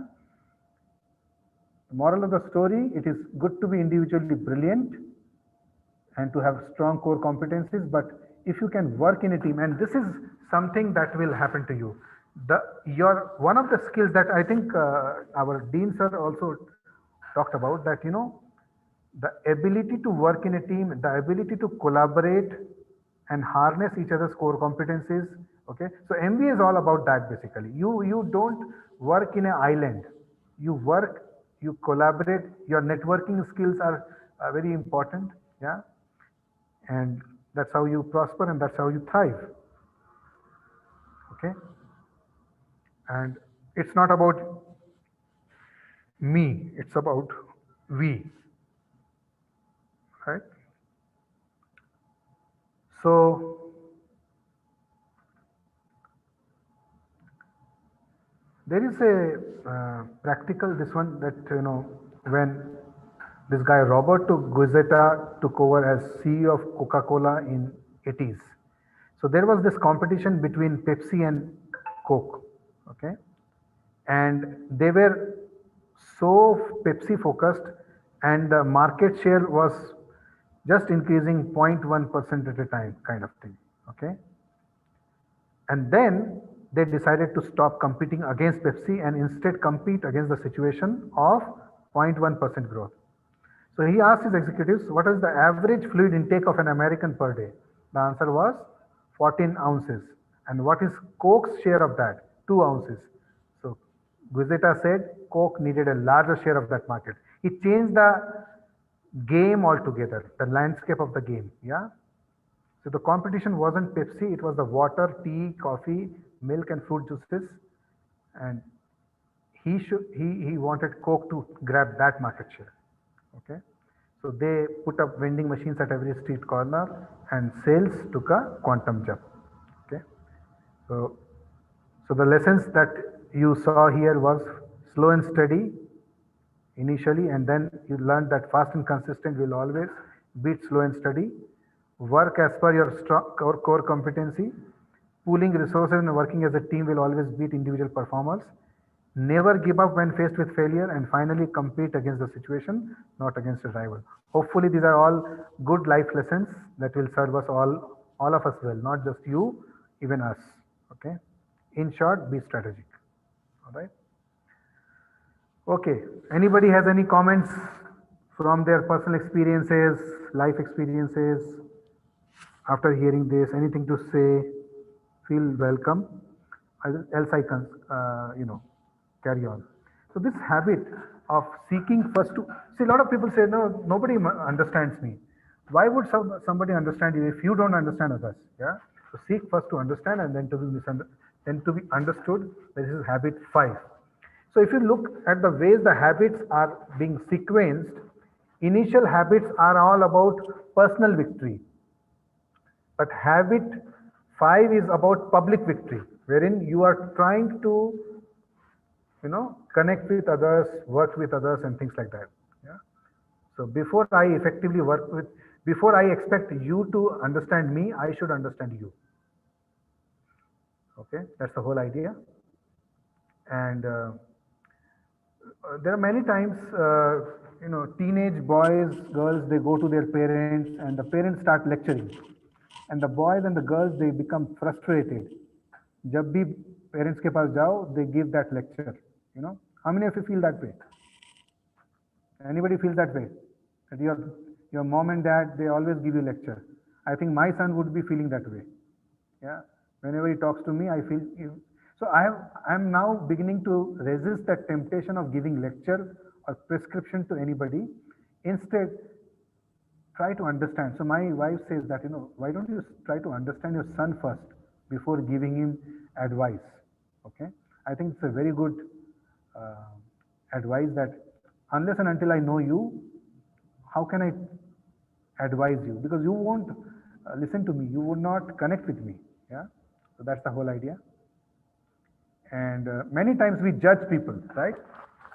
We judge people as per our own life situation, and we end up sort of being very ineffective with others.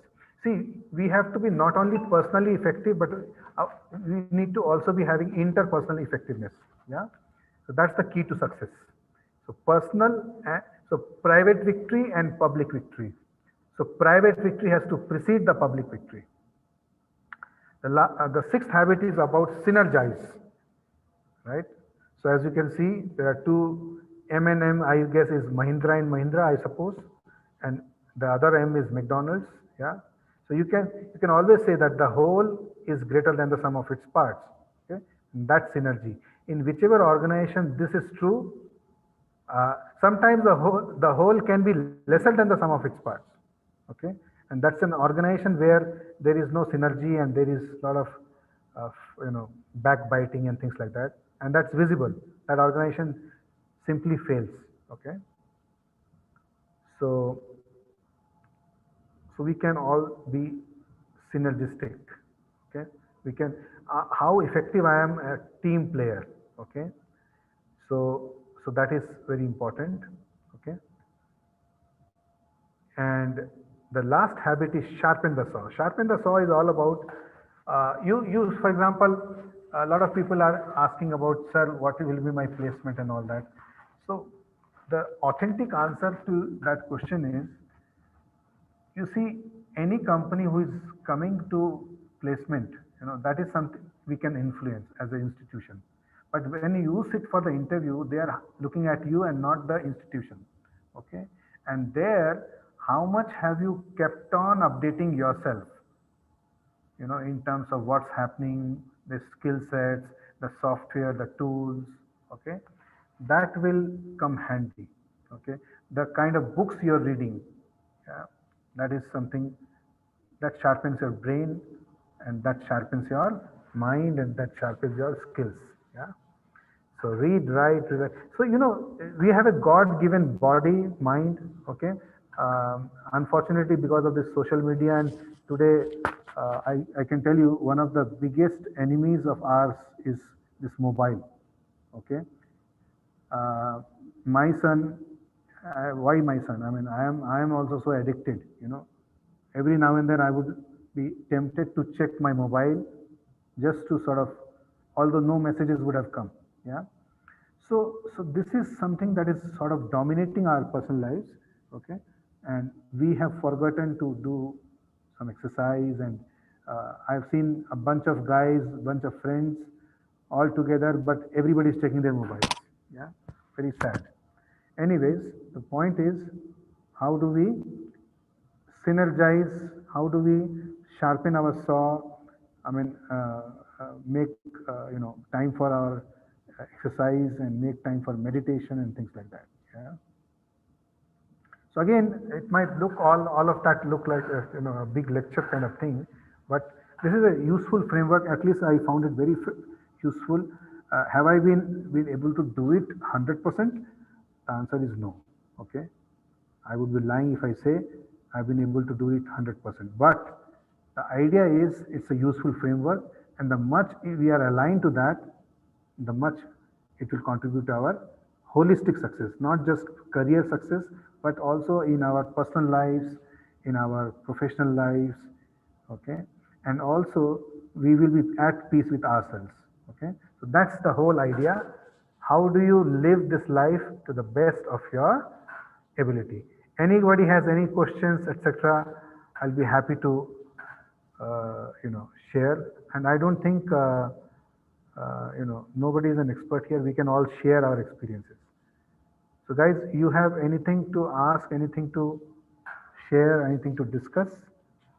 Because I am done so far as this particular session is concerned. I don't want to sort of give you gyan and lecture. Okay.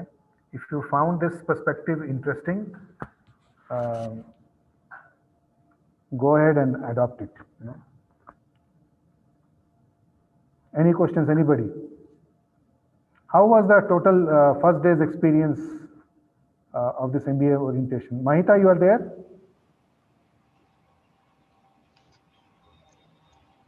The session was good, sir. Session was good. So, And it was very interesting as well. Like we had a lot of discussions. Like if you see in the earlier workshops, like this previous before this, we had a design thinking. Design thinking, yes. And That the was two very workshops, and sir had already explained the same thing, that persona, then that what sympathy and empathy map. No, you had attended that workshop also, so you had an advantage. Yes, sir. Good. Mahita? Yes, sir. How was it? First day? Yeah, like it was good, sir. Like we learned a lot from the Learned a lot? Happy coming to? Yes, sir. So I really am so happy to, Siddheshwar, I have interacted with you. Are you there, Siddheshwar? Who is listening? Siddheshwar is listening. Yeah. Yes, sir. Yes, sir. So how was your first day? Yeah, it was nice, sir. All right. Good. Welcome. Yes. And Anusha? Yes, sir. So where are you based out of? Bangalore, Anusha? Yes, I'm from Kodagu. Kodagu. Okay. Good. So welcome, and you like the first day? Yes, sir. Okay. Yeah, I like the session, sir. All right. It was good. Shalini, what about you? Are you there? You can hear? Yes, sir. All It right. was. It was good.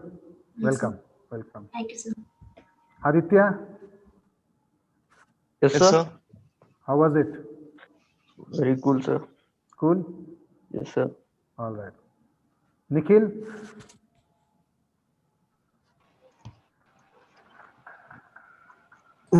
Yes, sir. It was good? Yeah, it was great, sir. All right. Good. Welcome. Welcome. Yuvraj?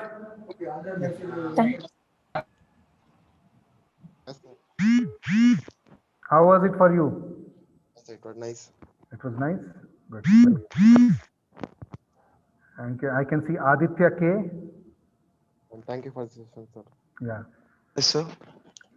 How did you like the first day? It was good, sir. Good. Welcome Yes. to DSU MBA. Yeah.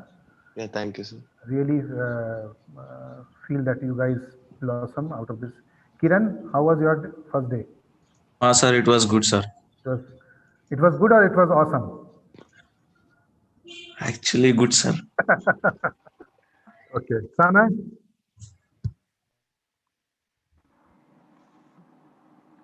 Yes, Sana, sir. you can.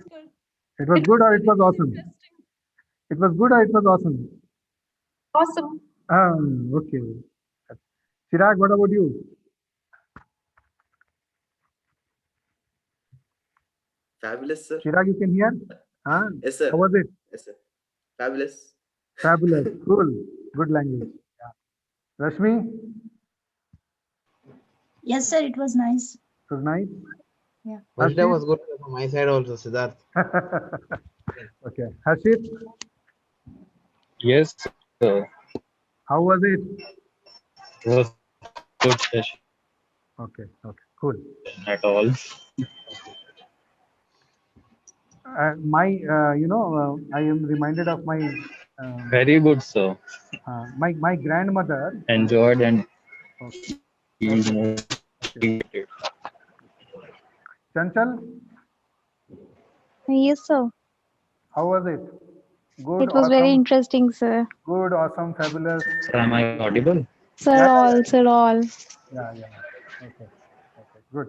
I feel so good. So, So one more thing that I like was the chancellor's message was there, no? The second round. Vice chancellor. Just hold on. Shashank? Sir, it was good, sir. All right. Good to see you all. Huh? And Siddhant?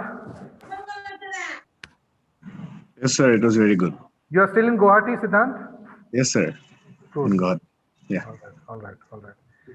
So, guys, great having you all. It is good that this we are finally getting started with this orientation, and I think you're tomorrow. See, all these speakers who have been lined up. Many people are saying that sir, when the actual classes will start. So, well, actual classes will start on 17, but this orientation is so awesome. I have not seen this happening in many other places. There, the orientation is a one-day program. Yeah. So many interesting topics have been lined up. I think you guys have got the schedule also. Yeah. So enjoy. Just immerse in this entire experience. Yeah. And we'll see you tomorrow. Yes, sir. Yeah. Yes, Okay. Thank All you, right. sir. All right. thank you, sir. Okay. Thank you. Thank you, sir. Okay. Thank you, Bye sir. bye.